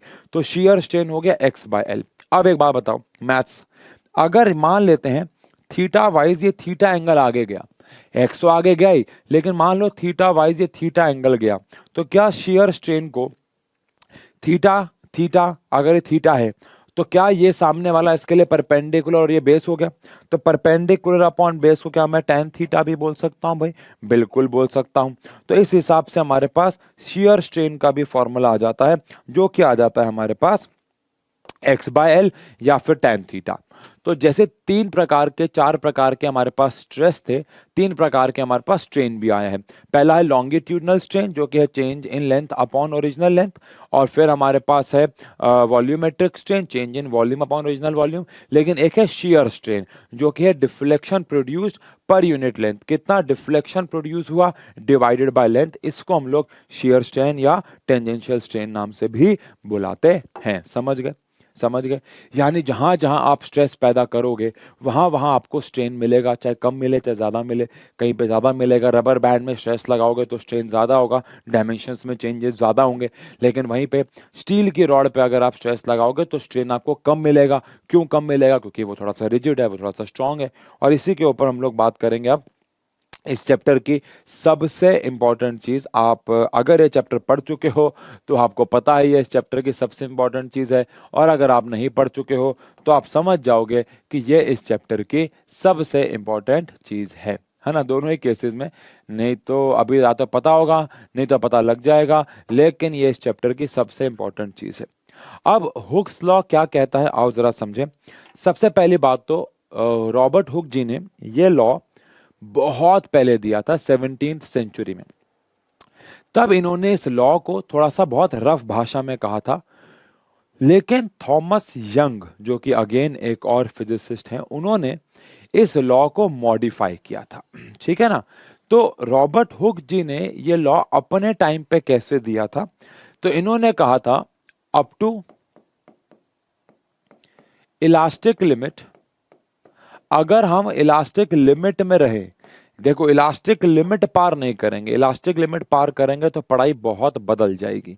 अगर हम इलास्टिक लिमिट में रह के बात करते हैं तो up to elastic limit extension produced in a body is direct. ये ना आपको, ये जो मैं आपको ये हिस्ट्री बता रहा हूं, ये बहुत कम लोग बताएंगे, वो आपको सीधा हुक्स लॉ लिखवाएंगे। लेकिन सच्चाई ये है कि हुक जी ने जब ये लॉ दिया था तब बहुत रफ भाषा में स्ट्रेस स्ट्रेन का यूज करे बगैर दिया था। थॉमस यंग जी ने इसको कुछ सालों बाद फिर मॉडिफाई किया था। Up to elastic limit extension produced is directly proportional to load applied, directly proportional to load applied. इसका मतलब समझेंगे, अगर मैं किसी ऑब्जेक्ट पे कुछ लोड लगाता हूं, कुछ वजन लगाता हूं, तो जितना ज्यादा वजन लगाऊंगा उतना ज्यादा उसमें एक्सटेंशन यानी कि इंक्रीज इन लेंथ पैदा होगा। आप बताओ क्या आप इस बात से सहमत हो? हाँ बिल्कुल सहमत है। अगर एक स्प्रिंग टंगा हुआ है, इमेजिन करो यहाँ पे स्प्रिंग टंगा हुआ है, अगर मैं उस पर 5 ग्राम का कोई वजन लगाता हूं तो स्प्रिंग दबेगा। 5 के बजाय 10 ग्राम का लगाता हूं तो स्प्रिंग ज्यादा दबेगा, 10 के बजाय 20 ग्राम लगाता हूं तो और ज्यादा दबेगा। पॉइंट इज, जितना ज्यादा मैं क्या लगाता चला जाऊंगा लोड, उतना ज्यादा मुझे एक्सटेंशन मिलेगा, जो कि सही है। लेकिन यहां पे इन्होंने स्ट्रेस और स्ट्रेन को नहीं यूज किया था, तो फिर आप कह सकते हो कि Thomas Young modified this law as follows. Thomas Young ji ने इस लॉ को अपनी भाषा में एक प्रकार से मॉडिफाई किया। कैसे मॉडिफाई किया? उन्होंने कहा आप बताना ये, अच्छा ये स्टेटमेंट समझे गए ना, अगर एग्जाम में लिखा आएगा डिफाइन हुक्स लॉ तो आपको ऊपर वाला नहीं लिखना, आपको मॉडिफाइड वर्जन नहीं लिखना है। बेटा मैं अगर आपसे एक सवाल पूछूं, मान लो आपकी आर्ट एंड क्राफ्ट की कोई क्लास चल रही है मान लो, और आपसे बोला जाए कि बच्चों एक मोबाइल फोन बनाओ, तो आप सब लोग क्या बनाओगे? लेटेस्ट फोन बनाओगे? कीपैड वाले तो बहुत ही कम बच्चे बनाएंगे, बना रहे हैं तो गलती कर रहे हैं। अगर मैं आपको बोलूं हवाई जहाज बनाओ, तो आप आज वाले जो नए डिजाइन आप देखते हो वो बनाओगे, पुराने के थोड़ी ना बनाओगे। ऐसे अगर कोई पूछता है हुक्स लॉ तो आपको मॉडिफाइड वर्जन लिखना है, जो थॉमस यंग जी ने दिया, बट नाम हुक्स लॉ ही है उसका, बस इन्होंने मॉडिफाई किया। इन्होंने कहा कि up to elastic limit, up to elastic limit stress या स्ट्रेन प्रोड्यूस्ड, देखो स्ट्रेन प्रोड्यूस, यानी इन्होंने एक्सटेंशन की बजाय कौन सा वर्ड यूज किया? बस स्ट्रेन। एक्सटेंशन मतलब खिंचाव, स्ट्रेन का मतलब भी तो change in dimension upon original dimension है। तो up to elastic limit strain produced is directly proportional to क्या? Stress applied. स्ट्रेस अप्लाइड, समझ गए क्या? यानी कि उन्होंने एक्सटेंशन यूज किया था, इन्होंने स्ट्रेन। उन्होंने बोला कितना हमने लोड लगाया है, इन्होंने कहा कितना स्ट्रेस लगाया है, बात तो एक ही है। तो दोनों एक ही बात कहना चाह रहे हैं, लेकिन नीचे वाले ने नई टर्म्स, नीचे वाली डेफिनेशन ने नए टर्म्स का इस्तेमाल किया, विच इज स्ट्रेस और स्ट्रेन। इसलिए हम नीचे वाले को ही अब अपना हुक्स लॉ मानते हैं। बट इतिहास क्या कहता है मैंने आपको बता दिया, ठीक है जी। तो up to elastic limit, elastic limit तक जितना ज्यादा आप स्ट्रेस अप्लाई करोगे उतना ज्यादा आपको स्ट्रेन मिलेगा। Up to elastic limit stress is directly proportional to strain रहेगा, ये हमारा हुक्स लॉ है। Up to elastic limit stress जो है हमारा वो डायरेक्टली प्रोपोर्शनल टू स्ट्रेन रहेगा। इलास्टिक लिमिट तक अगर आप रहोगे तो स्ट्रेस और स्ट्रेन आपस में प्रोपोर्शनल रहेंगे। दिस इज हुक्स लॉ, जो कि समझ भी आता है, जितना ज्यादा स्ट्रेस अप्लाई करोगे स्ट्रेन उतना ज्यादा आपको मिलता चला जाएगा। सही है, बिल्कुल है सही। आओ अब थोड़ा सा बात करते हैं इसके बारे में। किसके बारे में भाई? क्या stress is proportional to strain है? बिल्कुल है।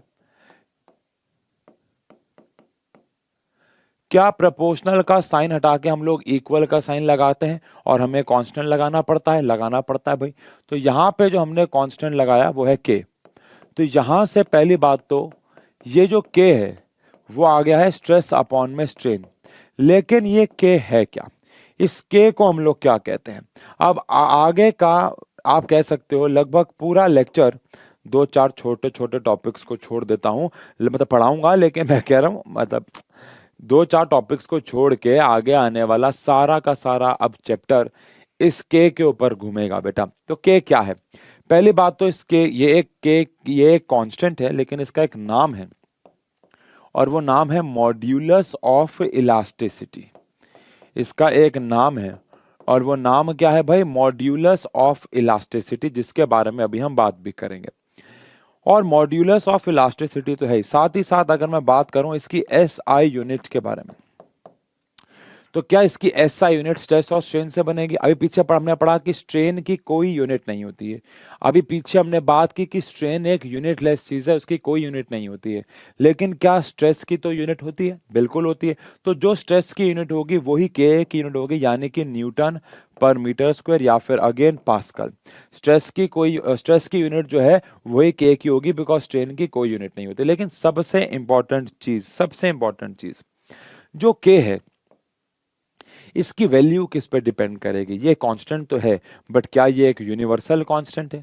क्या इसकी वैल्यू सबके लिए बराबर है? आंसर है नहीं, ये एक यूनिवर्सल कांस्टेंट नहीं है। जैसे कैपिटल जी एक यूनिवर्सल कांस्टेंट था, ये एक यूनिवर्सल कांस्टेंट नहीं है, ये पूरे ब्रह्मांड में सेम नहीं रहता, इसकी वैल्यू सबके लिए अलग है। तो value depends on nature of material. इसकी जो वैल्यू है वो नेचर ऑफ मटेरियल पे डिपेंड करती है कि आपने जो मटेरियल चुना है वो कौन सा है। अब ये कैसे नेचर ऑफ मटेरियल पे इसकी वैल्यू कैसे डिपेंड करती है? चलो मैं आपसे एक सवाल पूछता हूँ, बड़ी देर से कमेंट सेक्शन पे कोई सवाल नहीं पूछा है मैंने आपसे। तो हो जाए एक सवाल। सवाल ये है कि अभी हमने पीछे बोला कि स्ट्रेस और स्ट्रेन आपस में डायरेक्टली प्रोपोर्शनल है। जितना ज्यादा मैं स्ट्रेस अप्लाई करूंगा स्ट्रेन उतना ज्यादा होगा। ओके, ट्रू है, ठीक है। अब आप बताओ, अगर मैं स्ट्रेस अप्लाई करता हूं और मुझे स्ट्रेन मिलता है, यानी उसकी डायमेंशन में चेंजेस आते हैं, तो क्या दो अलग अलग वायर्स, लेट से एक मटेरियल ए है और एक मटेरियल बी है, कोई भी मटेरियल है, चलो ऐसा करते हैं, एक एक मैंने यहाँ पे स्टील का स्प्रिंग लगाया हुआ है, वो जो साइकिल में लगता है। मैंने इसके ऊपर एक शॉट डाला था जिसमें मैंने क्लास में एक बच्चे को बुलाया और मैंने उसको स्टील का जो बाइक में स्प्रिंग लगता है वो दिखाया, उसके जो स्टैंड में स्प्रिंग लगता है, और मैंने अपने हाथ में प्लास्टिक का नॉर्मल सा स्प्रिंग पकड़ लिया और मैंने कहा कि बेटा मैं जितना खींचूंगा आपको उतना खींचना है। तो मैं उसको खींच रहा था इतना लंबा और वो बिल्कुल नहीं खींच पा रहा था। क्यों नहीं खींच पा रहा था? क्योंकि वो स्प्रिंग में स्ट्रेन पैदा करना बहुत डिफिकल्ट हो रहा था। यानी कि हर बॉडी पे स्ट्रेस लगा के मुझे बराबर स्ट्रेन तो नहीं मिलेगा ना। कई बॉडीज ऐसी होंगी जो सेम स्ट्रेस लगाने पे, हल्का सा स्ट्रेस लगाने पे बहुत ज्यादा खिंच जाएंगी, उनमें स्ट्रेन बहुत ज्यादा होगा। लेकिन कई बॉडीज बेटा ऐसी भी होंगी जिनमें मैं बहुत कम स्ट्रेस लगाऊंगा लेकिन स्ट्रेन बहुत ज्यादा मिल जाएगा। मिलेगा, बिल्कुल मिलेगा, बिल्कुल मिलेगा। अब जैसे कि फॉर एन एग्जांपल, अगर आप एक लोहे की कुर्सी पे बैठते हो तो आप अपने वजन से उस पर स्ट्रेस लगा रहे हो, लेकिन वो ज्यादा दबती थोड़ी ना है। लेकिन वहीं पे आप एक बीन बैग पे बैठोगे, वहीं पे आप एक स्पंज वाले या फोम वाले सोफे पे बैठोगे तो वो बहुत दब जाएगा। तो स्ट्रेस लगाने पे हर जगह सेम स्ट्रेन नहीं मिलता है और उसी कारणवश ये के आता है। अब के क्या कह रहा है, देखो ध्यान से सुनना। अगर मैं बात करूं, अगर के ज्यादा है, ये तो मैंने आपको बता दिया, इसकी वैल्यू नेचर ऑफ मटेरियल पे डिपेंड करती है। बट अगर के की वैल्यू ज्यादा है, अगर के बहुत ज्यादा है, इफ के इज बहुत ज्यादा, देन देन क्या, अगर के ज्यादा है तो मुझे ज्यादा स्ट्रेस लगाना पड़ेगा और मुझे स्ट्रेन कम मिलेगा। यानी कि इफ के इज ज्यादा, then we have to apply more stress to have strain। समझे क्या? अगर k की वैल्यू बहुत ज्यादा है तो मुझे बहुत ज्यादा स्ट्रेस लगाना पड़ेगा स्ट्रेन पैदा करने के लिए। यानी कि उसकी शेप और साइज को चेंज करना मुश्किल होगा, which means it will be difficult to change the shape. Obvious सी बात है, रिलेटिवली, है ना, चेंज दी शेप रिलेटिवली, किसी के कंपैरिजन में बात करें। और अगर के कम है तो ये सब उल्टा हो जाएगा, समझ रहे हो ना? तो ये सब उल्टा हो जाएगा। अगर के कम है तो इसका मतलब है मुझे कम स्ट्रेस लगाना पड़ेगा और स्ट्रेन मुझे ज्यादा मिल जाएगा, यानी कि उसकी शेप को चेंज करना आसान होगा। अभी ऑब्वियस सी बात है बेटा कि मेरा यूज क्या है ना? जैसे एग्जाम्पल के तौर पे क्या ऐसा कह सकते हैं कि जो पेन में हम लोग स्प्रिंग यूज करते हैं, एक पेन आता है ना, बहुत सारे पेन आते हैं, मतलब जिसमें स्प्रिंग लगा होता है, हम क्लिक पेन बोलते हैं जिसको, दबाओ तो निब बाहर आ गई, छोड़ दो तो निब ऊपर चली गई, उसमें स्प्रिंग लगता है। तो पेन में लगा हुआ स्प्रिंग का जो के होगा वो क्या होगा? और वहीं पे बाइक के स्टैंड में लगा हुआ, बाइक के स्टैंड में लगा हुआ जो स्प्रिंग होगा, बाइक के स्टैंड में लगा हुआ जो स्प्रिंग होगा, बाइक के स्टैंड में लगे हुए स्प्रिंग। आगे आंसर कमेंट सेक्शन में देना है। देखो यार, ईमानदारी की बात है, तुम लोग टाइम स्टैम्प पे आंसर नहीं दोगे तो भैया फिर कोई फायदा नहीं होगा मजा नहीं आएगा, देख लो, ठीक है? चलो जल्दी से बताओ, अगर पेन है उसका स्प्रिंग कांस्टेंट ज्यादा है या कम है, और बाइक के स्टैंड का स्प्रिंग कांस्टेंट ज्यादा है या कम है? जल्दी से बता दो।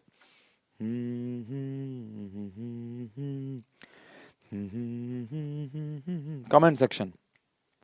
तो आई होप आप कह रहे हो कि जो पेन में स्प्रिंग लगता है उसको दबाना बड़ा आसान होता है, उसको दबाना आसान होगा तो स्ट्रेस कम लगाना पड़ेगा स्ट्रेन के लिए, तो के की वैल्यू भी कम होगी। लेकिन वहीं पे बाइक का जो स्प्रिंग होता है, जो स्टैंड का होता है, उस पर टांग से बड़ी ताकत लगानी पड़ती है तब जाके वो स्टैंड खुलता है।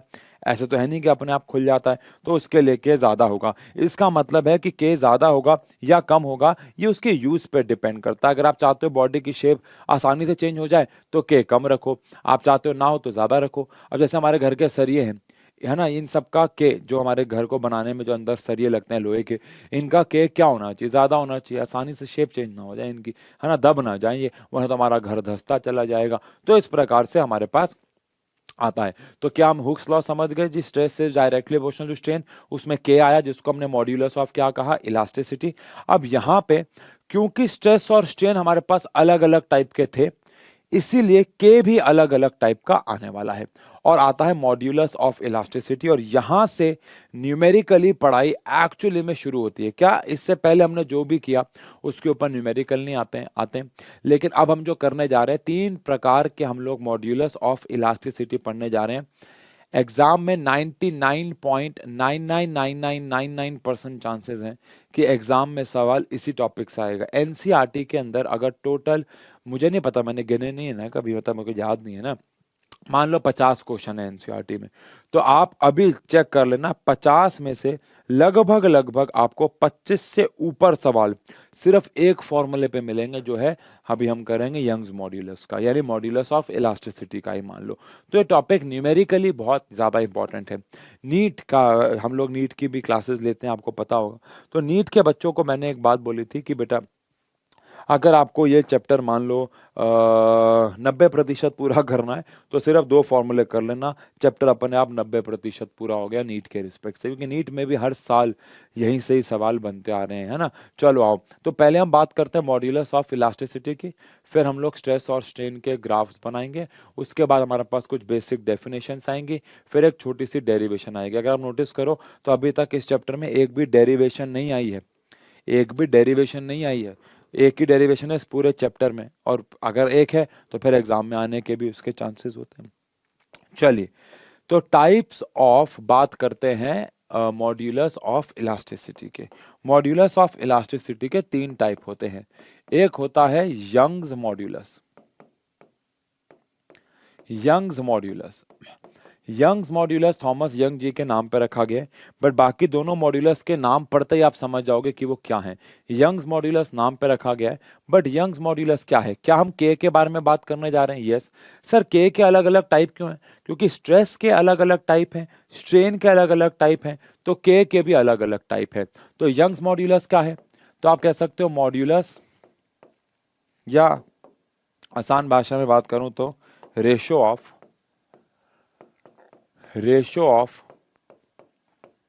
longitudinal stress with respect to longitudinal strain। समझ गए क्या?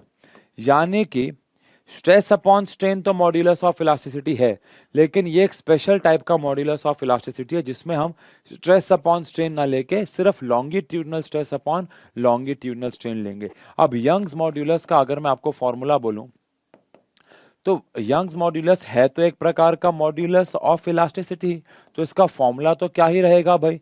इसका फॉर्मूला तो स्ट्रेस अपॉन में स्ट्रेन ही रहेगा। लेकिन कौन सा स्ट्रेस रहेगा भाई? तो आंसर है लॉन्गिट्यूडनल स्ट्रेस रहेगा।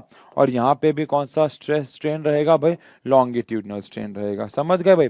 तो लॉन्गिट्यूडनल स्ट्रेस अपॉन में लॉन्गिट्यूडनल स्ट्रेन, इसके रेशो को हम लोगों ने बोल दिया है यंग्स मॉड्यूलस। इसके रेशो को हमने बोल दिया है यंग्स मॉड्यूलस। तो इसका रेशो हमारे लिए क्या बन गया है भाई? यंग्स मॉड्यूलस बन गया है। यानी है तो ये मॉड्यूलस ऑफ इलास्टिसिटी ही, बस फर्क क्या है? ये लॉन्गिट्यूडनल स्ट्रेस अपॉन में लॉन्गिट्यूडनल स्ट्रेन है। अब अगर मैं इसको यंग्स मॉड्यूलस को गामा से दिखाऊं, वैसे तो बेटा इनके सिंबल्स बहुत वेरी करते हैं, कई किताबें आगे जाके इनको जी से भी दिखाती हैं, कहीं के से ही दिखा रहे हैं, तो कहीं गामा से भी दिखा रहे हैं। अभी हम इसको गामा से दिखा देते हैं। तो यंग्स मॉड्यूलस जो है वो किसका रेशो है भाई? Longitudinal stress. क्या लॉन्गिट्यूडनल स्ट्रेस या कोई भी स्ट्रेस हो उसका फॉर्मूला तो फोर्स अपॉन एरिया ही होता है, अपॉन में लॉन्गिट्यूडनल स्ट्रेन। अब स्ट्रेन का फॉर्मूला क्या होता है भाई? तो आंसर है change in dimension upon original dimension. लेकिन लॉन्गिट्यूडनल स्ट्रेन क्या होता है? चेंज इन लेंथ अपॉन में ओरिजिनल लेंथ, जो कि ऊपर चला जाएगा। तो यहां से हमारे पास longitudinal stress upon longitudinal strain को अगर मैं ओपन करूं तो मेरे पास F अपॉन ए इनटू में L बाय डेल्टा L, ये मेरे पास यंग्स मॉड्यूलस का फॉर्मूला आ जाता है। यूनिट वगैरह आप जानते ही हैं, क्योंकि है तो ये मॉड्यूलस ऑफ इलास्टिसिटी, तो यूनिट इसकी न्यूटन पर मीटर स्क्वायर या पास्कल ही रहेगी। तो कहने का मतलब ये हुआ कि यंग्स मॉड्यूलस में हम लोग longitudinal stress upon longitudinal strain करते हैं, कोई भी स्ट्रेस अपॉन कोई भी स्ट्रेन नहीं करेंगे। बिल्कुल इसका साथ ही आ गया हमारे पास बल्क मॉड्यूलस। क्या नाम से ही पता लग रहा है हमारे पास कि बल्क मॉड्यूलस क्या होगा भाई? बल्क का मतलब वॉल्यूम होता है। तो जैसे यंग्स मॉड्यूलस लॉन्गिट्यूडनल्स का रेशो था, ये वॉल्यूम का रेशो होगा, है ना भाई? तो बल्क मॉड्यूलस क्या है भाई? ये है ratio of volumetric stress with respect to volumetric strain. Volumetric stress with respect to volumetric strain. Ratio of volumetric stress with respect to volumetric strain. यानी कि अगर मैं ऊपर रख दूं वॉल्यूमेट्रिक स्ट्रेस, नीचे रख दूं वॉल्यूमेट्रिक स्ट्रेन, तो इसके रेशो को हम लोग बोल देंगे बल्क मॉड्यूलस, और कुछ भी नहीं है भाई। तो यहां पे अगर मैं बल्क मॉड्यूलस की बात करता हूं, तो बल्क मॉड्यूलस क्या है भाई? बल्क मॉड्यूलस क्या है भाई? तो वॉल्यूमेट्रिक स्ट्रेस अपॉन में वॉल्यूमेट्रिक स्ट्रेन। तो बल्क मॉड्यूलस क्या है भाई? वॉल्यूमेट्रिक स्ट्रेस अपॉन में वॉल्यूमेट्रिक स्ट्रेन।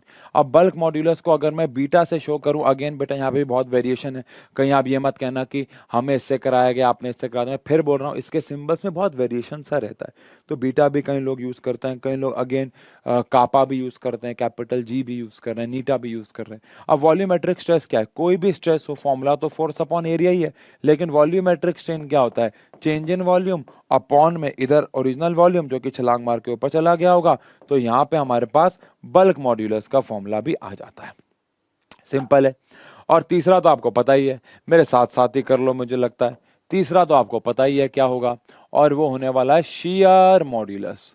जैसे यंग्स मॉड्यूलस आया लेंथ का रेशो, बल्क मॉड्यूलस आया वॉल्यूम का रेशो, ये आपको पता ही है किसका रेशो होगा? टेंजेंशियल फोर्स वाला केस होगा। तो ये क्या होगा भाई हमारे पास? Ratio of shear stress with respect to shear strain, with respect to shear strain। तो ये क्या होगा? Ratio of shear stress with respect to shear strain। यानी shear stress और shear strain के रेशियो को हम लोग क्या कहेंगे? shear modulus. तो इस हिसाब से अगर बात करें कि shear मॉड्यूलस क्या है, तो ऊपर क्या आ जाएगा? शेयर। फॉर्मूला बना लो भाई। देखो क्योंकि ये इतना आसान है, तो अब आप वेट मत करो कि भैया मैं करूंगा तो आप करोगे, कर लो, पहले ही कर लो। शेयर स्ट्रेन करने से होता है, बाबा रामदेव जी भी कहते हैं करने से होता है। शेयर स्ट्रेन मॉड्यूलस को हम लोग नीटा से रिप्रेजेंट, अगेन आप इसे बेटा कैसे कर लो, लेकिन अगर हम बात करें शेयर स्ट्रेस, तो स्ट्रेस है, फोर्स अपॉन एरिया। क्या आपको याद है स्ट्रेन क्या होता है? कितना वर्टिकल डिफ्लेक्शन हुआ अपॉन में लेंथ, कितना वर्टिकल डिफ्लेक्शन हुआ अपॉन में लेंथ। अच्छा, क्या ये लेंथ नीचे था तो ऊपर जाएगा ना मल्टीप्लाई होके। और x बाय एल को क्या आपको याद है? पीछे अभी हमने tan थीटा भी लिखा था, पीछे अभी हमने tan थीटा भी लिखा था, tan थीटा भी लिखा था। तो क्या मैं इस रेशो को tan थीटा के बराबर भी रख सकता हूँ? बिल्कुल रख सकता हूँ। तो डिवाइड बाय tan थीटा भी आ जाएगा। अब ये जो तीन फॉर्मूले हमने किए, ये और सॉरी और कहाँ गया और ये तीनों फॉर्मूले में से किसी एक के ऊपर आपको न्यूमेरिकल पक्का मिल रहा है। तो मैकेनिकल प्रॉपर्टीज ऑफ सॉलिड और फ्लूइड्स के होते ही मैं यहाँ पे एक लेक्चर डाल दूंगा, जहाँ पे मैं इन दोनों चैप्टर्स के आपको क्वेश्चंस कराऊंगा। उनमें आप देखना इसके ऊपर ही ज्यादातर सवाल मिलेंगे, और तो पूरा चैप्टर एक तरफ है, ये वाला फॉर्मूला एक तरफ है। कूल है। तो जल्दी से अभी तक जितनी भी पढ़ाई की सबको खटाक से रिवाइज करो। यहाँ से आपने पढ़ाई करना शुरू की है स्ट्रेन से सारी चीजें 1 2 3 4 5 6 7 8 इन सबको रिवाइज करो, फिर स्ट्रेस और स्ट्रेन के ग्राफ पे आते हैं, जल्दी करो। ठीक है भाई, आगे बात करते हैं। अब हम बात करेंगे स्ट्रेस और स्ट्रेन के ग्राफ के बारे में, लेकिन पिछला सारा आपको आना चाहिए उसके लिए। अब स्ट्रेस और स्ट्रेन का जो ग्राफ है, ये दो तरीके से ग्राफ बनता है इसका। एक होता है अप टू इलास्टिक लिमिट, यानी कि मैं ग्राफ को बनाऊं अप टू इलास्टिक लिमिट। इसका ए वर्जन है, अप टू इलास्टिक लिमिट। लेकिन एक होता है कि हम उसको इलास्टिक लिमिट के बाद भी बनाएं, ठीक है ना। अगर मैं अप टू इलास्टिक लिमिट बात करता हूं तो यहां पे लेट से मैं दिखाता हूं स्ट्रेन और इधर मैं लेट से दिखाता हूं स्ट्रेस। तो ये मेरे पास स्ट्रेस और स्ट्रेन आ जाएगा, ठीक है। तो इधर मैं दिखा देता हूं, एक सेकेंड, ये क्या हो गया, ये सेलेक्ट हो गया, यस, ठीक है। तो अगर मैं इधर दिखाता हूं स्ट्रेन और इधर सॉरी माय बैड, अगर मैं इधर दिखाता हूं स्ट्रेस और इधर दिखाता हूं स्ट्रेन, हमें कौन सा ग्राफ बनाना है, स्ट्रेस स्ट्रेन। तो जब भी ऐसे लिखा होता है स्ट्रेस स्ट्रेन तो ये वाला वाई एक्सिस पे आता है, ये वाला एक्स एक्सिस पे आता है, ठीक है ना। तो क्या ये कहना ठीक होगा कि अगर स्ट्रेस जीरो हुआ तो स्ट्रेन भी जीरो होगा? जब एक चीज जीरो होने पे दूसरी भी जीरो हो जाए तो क्या ग्राफ ओरिजिन से स्टार्ट होता है? प्लस हुक्स लॉ के हिसाब से क्या स्ट्रेस और स्ट्रेन आपस में डायरेक्टली प्रोपोर्शनल है? आंसर है यस। तो भैया क्या ऐसा कहना ठीक होगा कि अगर स्ट्रेस और स्ट्रेन आपस में डायरेक्टली प्रोपोर्शनल है, as stress is proportional to strain, अगर स्ट्रेस और स्ट्रेन आपस में डायरेक्टली प्रोपोर्शनल है, so graph will be a कौन सी लाइन? तो आंसर है स्ट्रेट लाइन। अगर एक ग्राफ प्रोपोर्शनल का ग्राफ हमें बनाना होता है तो हम सब जानते हैं कि वो एक स्ट्रेट लाइन रहता है, यानी स्ट्रेस और स्ट्रेन आपस में डायरेक्टली प्रोपोर्शनल होंगे। अब आप ये भी जानते होंगे कि अगर ग्राफ सीधा बनेगा तो मैं इस ग्राफ का अगर स्लोप निकाल दूंगा तो क्या स्लोप में हाइट होगी और बेस होगा? तो ये अगर हाइट है और ये अगर ग्राफ का बेस है, कहीं से भी हाइट कहीं से भी बेस निकाल लूं तो इस ग्राफ के स्लोप से मुझे क्या मिलेगा? तो slope of stress strain graph, इसके ऊपर एग्जाम में काफी सवाल मिलते हैं। Slope of stress strain graph अगर मैं निकालता हूं तो क्या स्ट्रेस का मतलब स्ट्रेन ग्राफ का स्लोप का मतलब हाइट अपॉन बेस, स्लोप का मतलब हाइट अपॉन बेस होता है। तो हाइट अपॉन बेस क्या मिलेगा मुझे? स्ट्रेस अपॉन स्ट्रेन, यानी कि मुझे क्या मिलेगा? मॉड्यूलस ऑफ इलास्टिसिटी ही मिलेगा। मुझे क्या मिलेगा भाई? मॉड्यूलस ऑफ इलास्टिसिटी ही मिलेगा। यानी अगर मैं स्ट्रेस वर्सेस स्ट्रेन का अगर मैं ग्राफ प्लॉट कर लेता हूं या ग्राफ मुझे दे रखा है तो उसके स्लोप से मुझे मॉड्यूलस ऑफ इलास्टिसिटी मिल जाएगा, ठीक है ना। अब मान लो दो ग्राफ हैं, एक ये पिंक वाला है और एक ये वाला है, तो इनमें से जो व्हाइट वाला ग्राफ है उसका मॉड्यूलस ऑफ इलास्टिसिटी ज्यादा होगा क्योंकि उसका स्लोप ज्यादा है, और पिंक वाले का मॉड्यूलस ऑफ इलास्टिसिटी कम होगा क्योंकि उसका स्लोप कम है, और ग्रीन वाले का मॉड्यूलस ऑफ इलास्टिसिटी और कम होगा क्योंकि उसका स्लोप और कम है। तो इनके स्लोप से मुझे मिलेगा मॉड्यूलस ऑफ इलास्टिसिटी। लेकिन ये ग्राफ स्ट्रेट लाइन ग्राफ कहां तक बना है? Up to elastic limit. लेकिन अगर मैं अप टू इलास्टिक लिमिट ना बना के मैं बनाऊं stress versus strain graph in general बना दूं, stress versus strain graph in general बनाऊं तो कैसा बनेगा? तो आंसर है इसमें बहुत अलग अलग पॉइंट्स होंगे और बेटा यही ग्राफ आपको बताएगा आगे आने वाली चीजों के बारे में कि कौन मेलिएबल कौन डक्टाइल, ऐसे करके। अगेन यहाँ पे हम लोग बनाने वाले हैं स्ट्रेस और यहाँ पे हम लोग बनाने वाले हैं स्ट्रेन। तो ये तो पक्का है कि ये ग्राफ स्ट्रेस स्ट्रेन ग्राफ भी बनाना है। क्या ये कहना ठीक है कि शुरुआत में तो ग्राफ एक स्ट्रेट लाइन ही होगा? क्यों? क्योंकि अभी हमने बात की कि स्ट्रेस और स्ट्रेन आपस में प्रोपोर्शनल रहते हैं। लेकिन आगे जाके क्या देखने को मिलता है कि ग्राफ कुछ देर के लिए कांस्टेंट होके और फिर थोड़ा सा नीचे जाके जो है वो खत्म हो जाता है। अब ग्राफ ऐसा क्यों बनता है स्ट्रेस और स्ट्रेन का, और इस पे अलग अलग पॉइंटर्स को आओ जरा समझते हैं, इनके नाम लिखते हैं कि ये पॉइंटर्स क्या क्या हैं। तो सबसे पहले आता है ओ से लेके ए। अब ये जो ओ से लेके ए है ये तो हमारे लिए कहलाया जाता है प्रोपोर्शनल लिमिट। देखो भाई क्या ऐसा कहना ठीक है? ओ से लेके ए यानी यहां पे जो हमने ग्राफ बनाया था क्या ये प्रोपोर्शनल लिमिट है? क्या यहां पे स्ट्रेस और स्ट्रेन आपस में डायरेक्टली प्रोपोर्शनल है? आंसर है हाँ। लेकिन ए के आगे अगर मैं जाता हूं, लेट से अगर मैं थोड़ा सा आगे जाता हूं बी तक, तो ए से बी तक अगर आप ध्यान दें जो ऑब्जेक्ट है वो इलास्टिक तो रहता है, लेकिन उसमें स्ट्रेस और स्ट्रेन अब प्रोपोर्शनल नहीं रहते हैं, यानी कि अब डायरेक्टली प्रोपोर्शनल नहीं है। ग्राफ अगर आप देखो तो कर्व हो गया, स्ट्रेट लाइन नहीं है, और ये बहुत छोटी रेंज होती है। तो ये जो ए बी होता है, ये ए बी जो है या अप टू बी जो है, आप कह सकते हो, ए से बी तो कहना गलत होगा, आप कह सकते हो up to B. Up to B ये तो पक्का है, ये तो पक्का है कि ओ से लेके ए, ये तो पक्का है कि ओ से लेके ए क्या है, तो ओ से लेके ए तो भैया है हमारी प्रोपोर्शनल लिमिट। ऑब्वियस सी बात है, यहाँ पे ऑब्जेक्ट इलास्टिक भी है लेकिन यहाँ पे स्ट्रेस और स्ट्रेन प्रोपोर्शनल भी है। लेकिन अगर मैं अप टू बी बात करूं, ये जो छोटा सा हिस्सा है ए बी की बात करूं, यहाँ पे ऑब्जेक्ट इलास्टिक तो है, इलास्टिक लिमिट कहते हैं इसको, यानी ऑब्जेक्ट जो है वो इलास्टिक रहता है, लेकिन ए से बी के छोटे से हिस्से में इलास्टिक तो है लेकिन प्रोपोर्शनल नहीं है। इलास्टिक तो है लेकिन प्रोपोर्शनल नहीं है, बात समझ में आई? वो इलास्टिक तो है लेकिन वो प्रोपोर्शनल नहीं है, ये बात भी आपको ध्यान में रखनी है। अच्छा, अब बड़ा इंटरेस्टिंग है, बी से लेके अगेन एक बहुत छोटा सा हिस्सा होता है सी, बी से लेके एक बहुत छोटा सा हिस्सा है सी।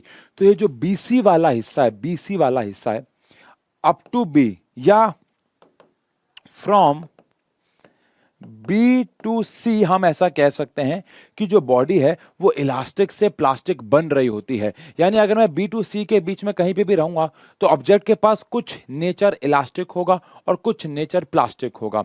तो फ्रॉम बी टू सी आप कह सकते हो कि इलास्टिक से बॉडी कन्वर्ट हो रही है प्लास्टिक में, बॉडी कन्वर्ट हो रही है प्लास्टिक में। तो जब वो पूरा का पूरा प्लास्टिक बन जाएगी उसको हम यील्ड पॉइंट कह देंगे।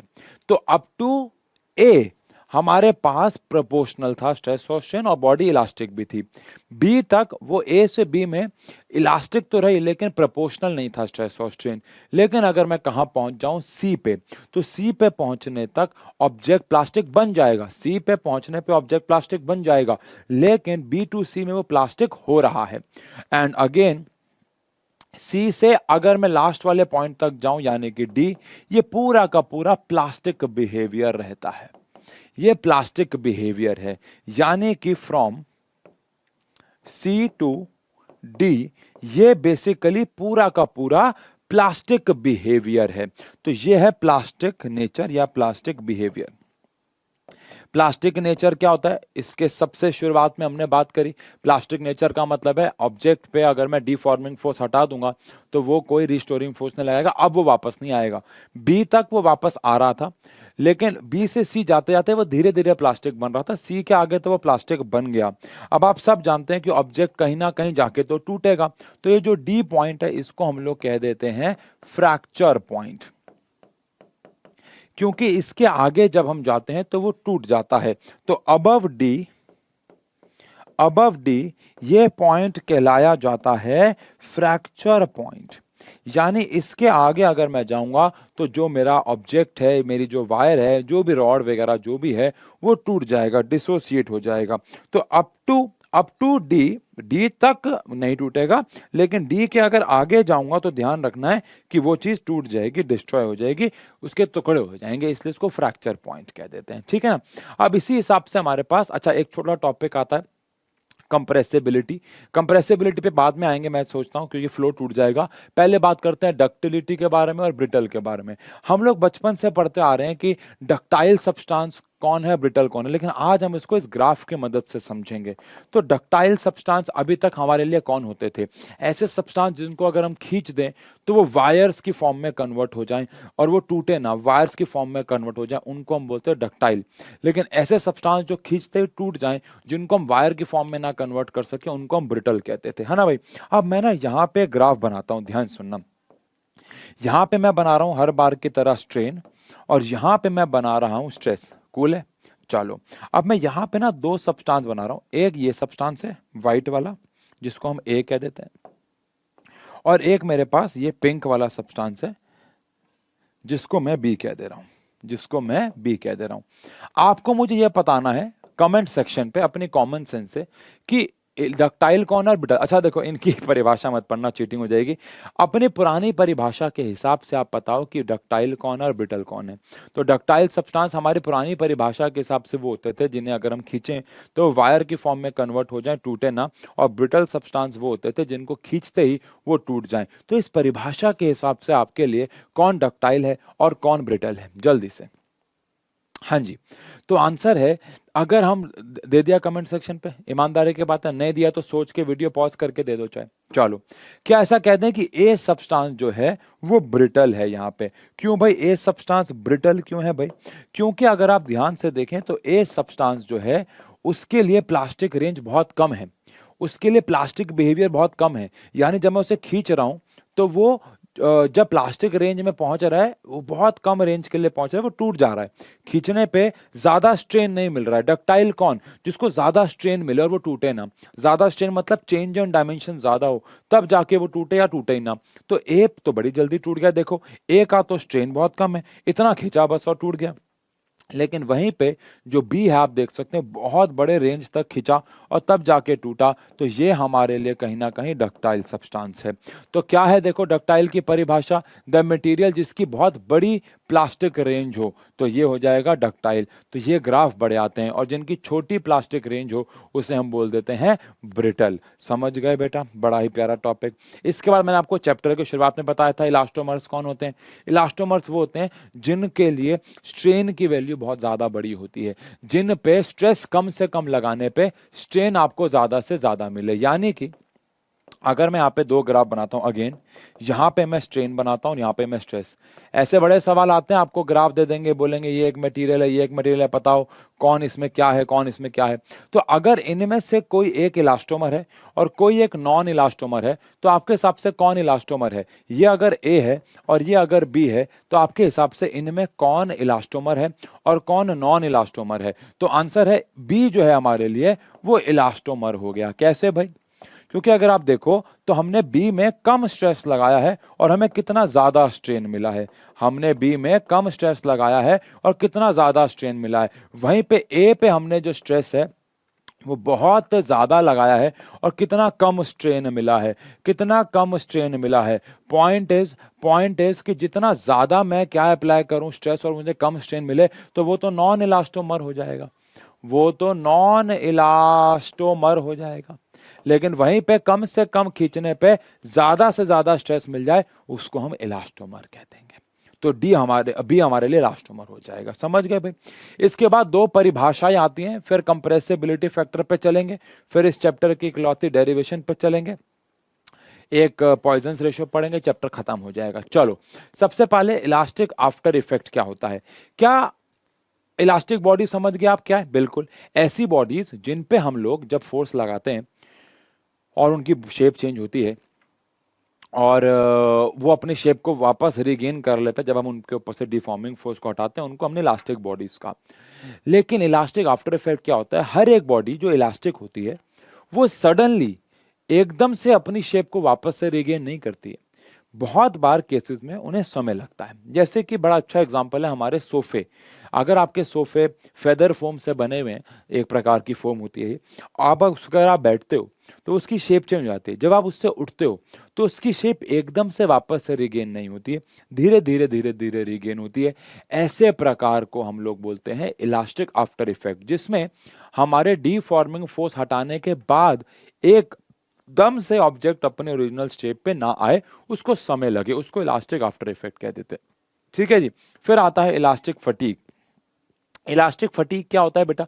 अगर मैं किसी ऑब्जेक्ट पे बार बार स्ट्रेस स्ट्रेन लगाऊंगा लेकिन इलास्टिक लिमिट पे, अगर मैं किसी की लिमिट ही पार कर दूं और उसको फ्रैक्चर पॉइंट पे ले जाऊं तो वो तो टूट ही जाएगा।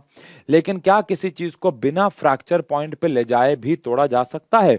तो आंसर है यह तोड़ा जा सकता है। कैसे? अगर मेरे पास एक वायर है कॉपर की, उसका फ्रैक्चर पॉइंट तो बहुत दूर है, लेकिन मैं उसको बार बार स्ट्रेस स्ट्रेन लगा के उसको मोड़ता हूं, तो उसकी जो पार्टिकल्स हैं जहां पे मैं बार बार स्ट्रेन लगा रहा हूं वो वीक हो जाते हैं। और वो अपने फ्रैक्चर पॉइंट पे पहुंचने से पहले ही टूट जाता है। इसे हम लोग कहते हैं इलास्टिक आफ्टर इफेक्ट। तो इलास्टिक आफ्टर इसे हम कहते हैं इलास्टिक फटीग। तो एक ही पॉइंट पे बार बार स्ट्रेस स्ट्रेन लगाना, है ना, आपने कभी किया भी होगा, कॉपर की वायर खींचने पे नहीं टूट रही, ऐसे ऐसे ऐसे ऐसे किया तो टूट जाती है। This is known as elastic fatigue. ठीक है जी, ठीक है जी, ठीक है जी। अब यहाँ पे पीछे एक बारी कंप्रेसिबिलिटी के बारे में बात कर लेते हैं। हमने बल्क मॉड्यूलस पढ़ा था। बल्क मॉड्यूलस क्या था भाई? बल्क मॉड्यूलस एक प्रकार का मॉड्यूलस ऑफ इलास्टिसिटी था जो change in volume upon original volume को दर्शा रहा था। जितना ज्यादा होगा बल्क मॉड्यूलस, क्या उतनी वॉल्यूम को चेंज करना मुश्किल होगा? यस। जितना ज्यादा होगा बल्क मॉड्यूलस, क्या उतना ही वॉल्यूम को कम करना और ज्यादा करना मुश्किल होगा? यस। इसीलिए हमारे पास एक टॉपिक आता है कंप्रेसिबिलिटी। कंप्रेसिबिलिटी क्या होता है भाई? कंप्रेसिबिलिटी, आओ बात करें। तो कंप्रेसिबिलिटी का मतलब होता है, पहली बात तो, कि मैं कितनी ताकत से किसी चीज को कंप्रेस कर सकता हूं। क्या ये बल्क मॉड्यूलस के उल्टा होगा? बिल्कुल, क्योंकि हमने पढ़ा जिसका बल्क मॉड्यूलस ज्यादा है उसमें वॉल्यूम चेंज करना आसान है, तो उसमें वॉल्यूम चेंज करना मुश्किल है। तो जिसका बल्क मॉड्यूलस कम हो गया उसमें वॉल्यूम चेंज करना आसान हो गया। जिसमें बल्क मॉड्यूलस कम हो गया उसमें कंप्रेसिबिलिटी ज्यादा हो गई। तो कंप्रेसिबिलिटी और बल्क मॉड्यूलस आपस में इनवर्सली प्रोपोर्शनल हो गए। वैसे देखा जाए तो पूरे चैप्टर में हमारी एनसीईआरटी में इसके ऊपर कोई सवाल नहीं है। एग्जाम में एक आध नंबर का कहीं से आ सकता है तो आ जाए। क्या ऐसा कहना ठीक है कि जो इसकी एस आई यूनिट होगी वो हमारे बल्क मॉड्यूलस से बिल्कुल उल्टी होगी? हमारे बल्क मॉड्यूलस की एस आई यूनिट क्या थी भाई? पास्कल। तो इसकी क्या हो जाएगी? Pascal inverse. वहां पे क्या थी? न्यूटन पर मीटर स्क्वायर, तो यहाँ पे न्यूटन इनवर्स मीटर स्क्वायर हो जाएगी। समझ गए क्या? वो सब बातें तो है ही, बाकी तो ऐसा कुछ नहीं, छोटा टॉपिक है। इसके बाद अगर हम लोग बात करें हमारी जो इलास्टिसिटी, हम इतनी टाइम से इलास्टिसिटी, लगभग लगभग 1 घंटा 20 मिनट के आसपास का कुछ टाइम हो गया है लगभग, हम इतनी देर से सिर्फ एक ही चीज पढ़े जा रहे हैं और वो क्या है बेटा? Elasticity, elasticity. तो इलास्टिसिटी जो है उसके फायदे क्या हैं, कहाँ पे हम उसको इस्तेमाल करते हैं? अगर यहाँ पे पढ़ने से पहले हम बात करें तो मैंने अभी थोड़ी देर पहले आपको एग्जांपल दिया था कि जब हम सरिये बनाते हैं तो उनकी एक लिमिट होती होगी, उसके ऊपर जाएंगे तो भैया बिल्डिंग गिर जाएगी। तो पहले से पता होना चाहिए कि ये बिल्डिंग कितने माले की बनने वाली है, 4 माले की बनने वाली है, तो ऐसे सरिये लगाएंगे, है ना। पुल यानी ब्रिजेस, ब्रिजेस तो बहुत भारी होते हैं, अपने वजन से उनकी शेप में चेंज ना आ जाए तो वहां पे भी हम इलास्टिक लिमिट की पढ़ाई को लगाते होंगे। गाड़ियां डिजाइन करते हुए, मान लो कोई रस्सी बनानी है, पैराशूट की रस्सी बनानी है, पहाड़ पे चढ़ने की रस्सी बनानी है, कोई लिफ्ट की रस्सियां बनानी है, कितनी इलास्टिक लिमिट है, कितना फ्रैक्चर पॉइंट है, इन छोटी छोटी जगहों पे काम आते हैं। मशीनरी, आपने सबको पता होगा कि भैया, देखा होगा आपने कि जो ट्रक्स होते हैं उन पे एक लिमिट होती है कि भैया 1000 किलो लेके जाएंगे या 500 किलो लेके जाएंगे, क्योंकि वो मशीनरी डिजाइन ही ऐसे है कि अगर वो 500 किलो से ऊपर लेके जाएगी तो वो टूट जाएगी। आपने देखा होगा कभी कभार लिफ्ट पे भी लिखा होता है मैक्सिमम इतने पर्सन अलाउड है, इतना किलो अलाउड है। तो क्योंकि हर एक लिफ्ट में एक रस्सी है, उसकी एक लिमिट है, आप समझ रहे हो। मुझे याद है अभी भी हमारे घर में, हमने नए नए घर में हम लोग शिफ्ट हुए थे जहाँ पे अभी हम रहते हैं, तो वहाँ पे ना उसका मुहूर्त था, हाउस वार्मिंग पार्टी थी। तो वहाँ पे, हम जिस बिल्डिंग में रहते हैं हमारा घर चौथे फ्लोर पे, तो वहाँ पे लिफ्ट लगी हुई थी भाई।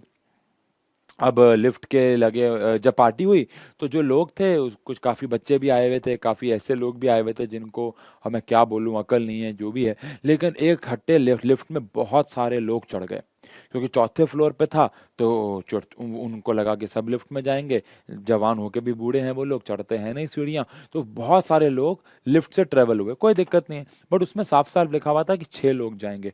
अब 6 से ज़्यादा 8 चढ़ गए, किसी में 12 भी चढ़ गए, छोटे छोटे बच्चे इकट्ठे चढ़ गए 12-10। तो उसमें क्या हुआ कि एक बारी में लिफ्ट जो है वो ऊपर जाके ना अटक गई। ठीक है, लिफ्ट की ना रस्सी टूटती नहीं है, बिकॉज वहाँ पे सेफ्टी मेजर्स होते हैं, सेफ्टी प्लैंक्स होते हैं, सेफ्टी हुक्स होते हैं, तो ऐसे नहीं गिर जाती है लिफ्ट। पहले के ज़माने में गिरती थी, अभी भी सस्ती हैं तो गिर जाएंगी, बट वो गिरी नहीं, लेकिन वो ऐसे झटका लगा और रुक गई। और फिर लिफ्ट बीचों बीच ही रुकी रही। फिर हमें लिफ्ट वाले को बुलाना पड़ा, हमारी पार्टी रुक गई आधे घंटे के। लिफ्ट वाले भैया आए, उन्होंने सिर्फ लिफ्ट को खोला और फिर उनको हमने ऐसे नीचे से खींच के ऊपर बुलाया। लिफ्ट ठीक नहीं हुई, ठीक तो वो अगले दिन हुई। उस वक्त तो हमने कहा भैया तो इनको बाहर तो निकाल दे, हमको पार्टी भी तो एंजॉय करनी है ना। तो ऐसे ऐसे करके, तो आपको बस बता रहा हूँ कि यहाँ पे भी इलास्टिक लिमिट बहुत काम आती है। तो यहाँ पे क्या लिखा हुआ है देखो, एनी मेटेलिक पार्ट मशीनरी का कभी भी ज्यादा लिमिट के ऊपर नहीं स्ट्रेस लगाना चाहिए, अदरवाइज वो टूट जाएगा या मशीनरी के पार्ट में डैमेज हो जाएगा। नॉलेज ऑफ इलास्टिसिटी बहुत यूजफुल होती है मशीनरी बनाने के लिए, या रस्सियां बनाने के लिए, रोप्स बनाने के लिए जहाँ पे हैवी वेट उठाना है। नॉलेज ऑफ इलास्टिसिटी लगती है जब हम ब्रिजेस यानी पुल बनाते हैं, ताकि वो अपने ही वजन के अंदर दब ना जाए। समझ गए? समझ गए। एंड फाइनली बच्चों, मैंने आपको बताया था इस चैप्टर में इकलौती डेरिवेशन करने जा रहे हैं हम। अभी तक आप नोटिस करो हमने कोई भी डेरिवेशन नहीं करी, बिकॉज है ही नहीं। इस चैप्टर में एक डेरिवेशन है, इसलिए वो बहुत ज़्यादा एग्जाम में आती है। क्या है heading? Elastic potential energy of a stretched wire. आपके पास एक वायर है और आपने इस वायर को खींच दिया। इस वायर की लंबाई हमारे पास है L, है ना। हमने इस पे दोनों तरफ से फोर्स लगा के खींच दिया और इसकी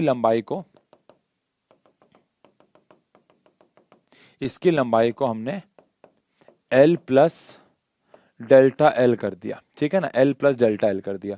जब मैं इसे खींचूंगा तो ये वापस आना चाहेगा, बिकॉज ये इलास्टिक बॉडी है। अगर ये इलास्टिक बॉडी है तो अगर मैं इसे खींचूंगा तो ये वापस आना चाहेगा। अब अगर ये वापस आएगा तो आप सबको पता है क्या होगा। अगर ये वापस आना चाहेगा, आएगा तो बात, अगर आना चाहेगा तो उसके पास एक पोटेंशियल एनर्जी स्टोर हो जाएगी, है ना। इसका कुछ एरिया भी है, इसका एरिया ऑफ क्रॉस सेक्शन है A। आप चाहो तो कंसिडरेशन से लिख लो, मतलब डेरिवेशन से पहले जो अंग्रेजी लिखते हैं लिख लो, वैसे तो खुद से बना के लिख सकते हो, पर लिख लो। वीडियो को चाहे रोक रोक के लिखना, मैं जल्दी बोलता हूँ टाइम बचाने के लिए। Let us take a wire of length L, let us take a wire of length L and area of cross section A. If we apply force F uniformly,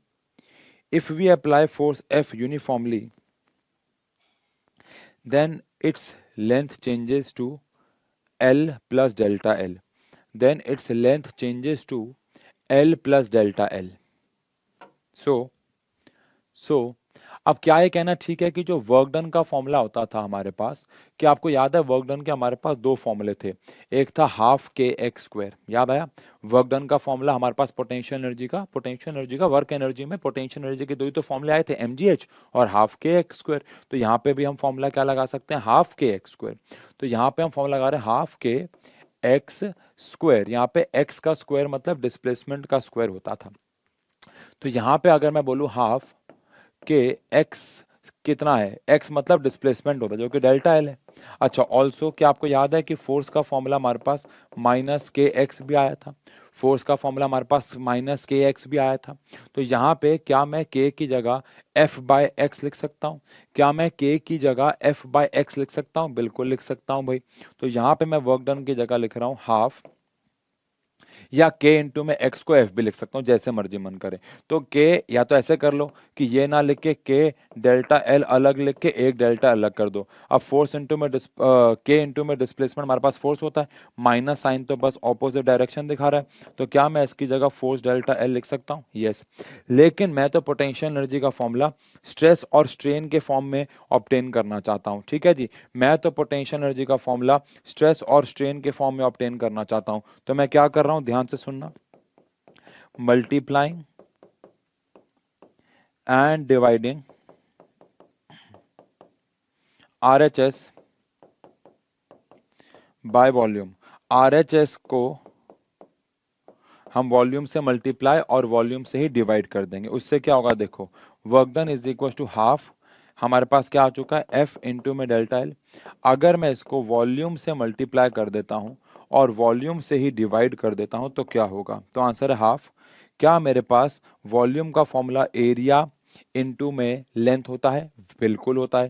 क्या मेरे पास वॉल्यूम का फॉर्मूला एरिया इंटू में length होता है? बिल्कुल होता है। ऊपर डेल्टा एल तो है ही, साथ में हमारे पास वॉल्यूम चल रहा है। मैंने ऊपर वाले वॉल्यूम को नहीं छिड़ा, मैं नीचे वाले वॉल्यूम को ए इंटू में एल लिख दिया। आई होप मेरे पास आगे जगह हो, शुक्र है।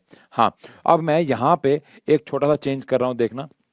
वर्क डन का फॉर्मूला हाफ, क्या मैं यहाँ पे फोर्स अपॉन एरिया को अलग लिख दूं अगर, ताकि आप पहचान पाओ यह क्या है। और ऐसे ही अगर मैं डेल्टा एल बाय एल को अलग लिख दूं, ऐसे ही अगर मैं डेल्टा एल बाय एल को अलग लिख दूं, तो क्या इसे आप पहचान गए भाई? बिल्कुल पहचान गए होगे भाई। तो फोर्स अपॉन एरिया तो हमारे पास स्ट्रेस होता है, और डेल्टा एल अपॉन एल हमारे पास लॉन्गिट्यूडनल स्ट्रेन होता है, यानी कि स्ट्रेन होता है। और वॉल्यूम तो हमारे पास वॉल्यूम है ही। यानी कि यहाँ से हमारे पास जो वर्क डन का फॉर्मूला है वो आ जाएगा हाफ स्ट्रेस इनटू में स्ट्रेन इनटू में वॉल्यूम, और जो हम वर्क करते हैं वही एनर्जी की फॉर्म में भी स्टोर हो जाता है।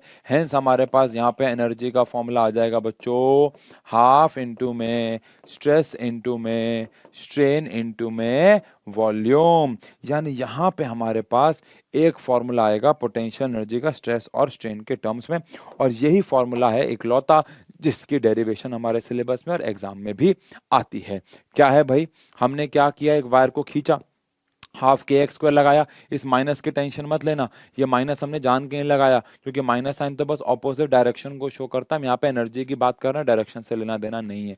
बट यहाँ पे फॉर्मूला क्या था हमारे पास, हाफ के एक्स स्क्वायर, एक्स की जगह मैंने क्या रख दिया, डेल्टा एल रख दिया।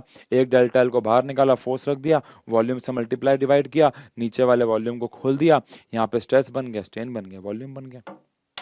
सही, चलो जी, अब 5 मिनट का काम और है हमारे पास, और वो है पॉइजन्स रेशो। ये हमारे सीबीएसई के सिलेबस की अगर मैं बात करूं तो इसके ऊपर एक भी सवाल हमारी एनसीईआरटी नहीं दे रही है, एक भी नहीं दे रही है ही नहीं कोई फॉर्मूला के ऊपर न्यूमेरिकल। बट ये एक बड़ी काम की चीज़ है हायर क्लासेस में। पॉइजन्स रेशो क्या है, पहली बात तो क्योंकि इसका नाम ही पता आ रहा है तो ये एक रेशो है। किस चीज का रेशो है भाई ये, तो ये रेशो है हमारे पास लेटरल स्ट्रेन अपॉन में लॉन्गिट्यूडनल स्ट्रेन। पहली बात तो ये रेशो है तो दोनों सेम चीजों का होगा, लेकिन कौन सी दोनों सेम चीजों का, तो आंसर है स्ट्रेन का ये रेशो है। लेकिन कौन से स्ट्रेन का रेशो है, तो ऊपर हमारे पास आएगा लेटरल स्ट्रेन, लेटरल स्ट्रेन मतलब कि अपना वही लॉन्गिट्यूडनल स्ट्रेन, और नीचे सॉरी शेयर स्ट्रेन, और नीचे हमारे पास कौन सा आ जाएगा, लॉन्गिट्यूडनल स्ट्रेन। यानी शियर स्ट्रेन, लेटरल स्ट्रेन मतलब शियर स्ट्रेन, तो शियर स्ट्रेन अपॉन में लॉन्गिट्यूडनल स्ट्रेन को हम एक पॉइजन्स रेशो कहते हैं। अब आपके मन में ना, सबके मन में ना एक सवाल आता है कि ये क्यों पढ़ रहे हैं, मतलब लेटरल स्ट्रेन अपॉन में लॉन्गिट्यूडनल स्ट्रेन का रेशो निकालने से क्या हो जाएगा, तो आंसर है जब आप बड़े हो जाओगे, जब आप स्प्रिंग की पढ़ाई करोगे खासकर, या गाड़ियों को डिजाइन करोगे, तो क्या होगा, मान लो एक स्प्रिंग है, एनसीईआरटी का एक सवाल भी है ओरल क्वेश्चन कि जब हम स्प्रिंग को दबाते हैं तो कौन सा स्ट्रेन पैदा होता है, तो आंसर है दोनों। कैसे, जब हम स्प्रिंग को दबाते हैं या खींचते हैं तो उसकी लंबाई में तो चेंज आता ही है।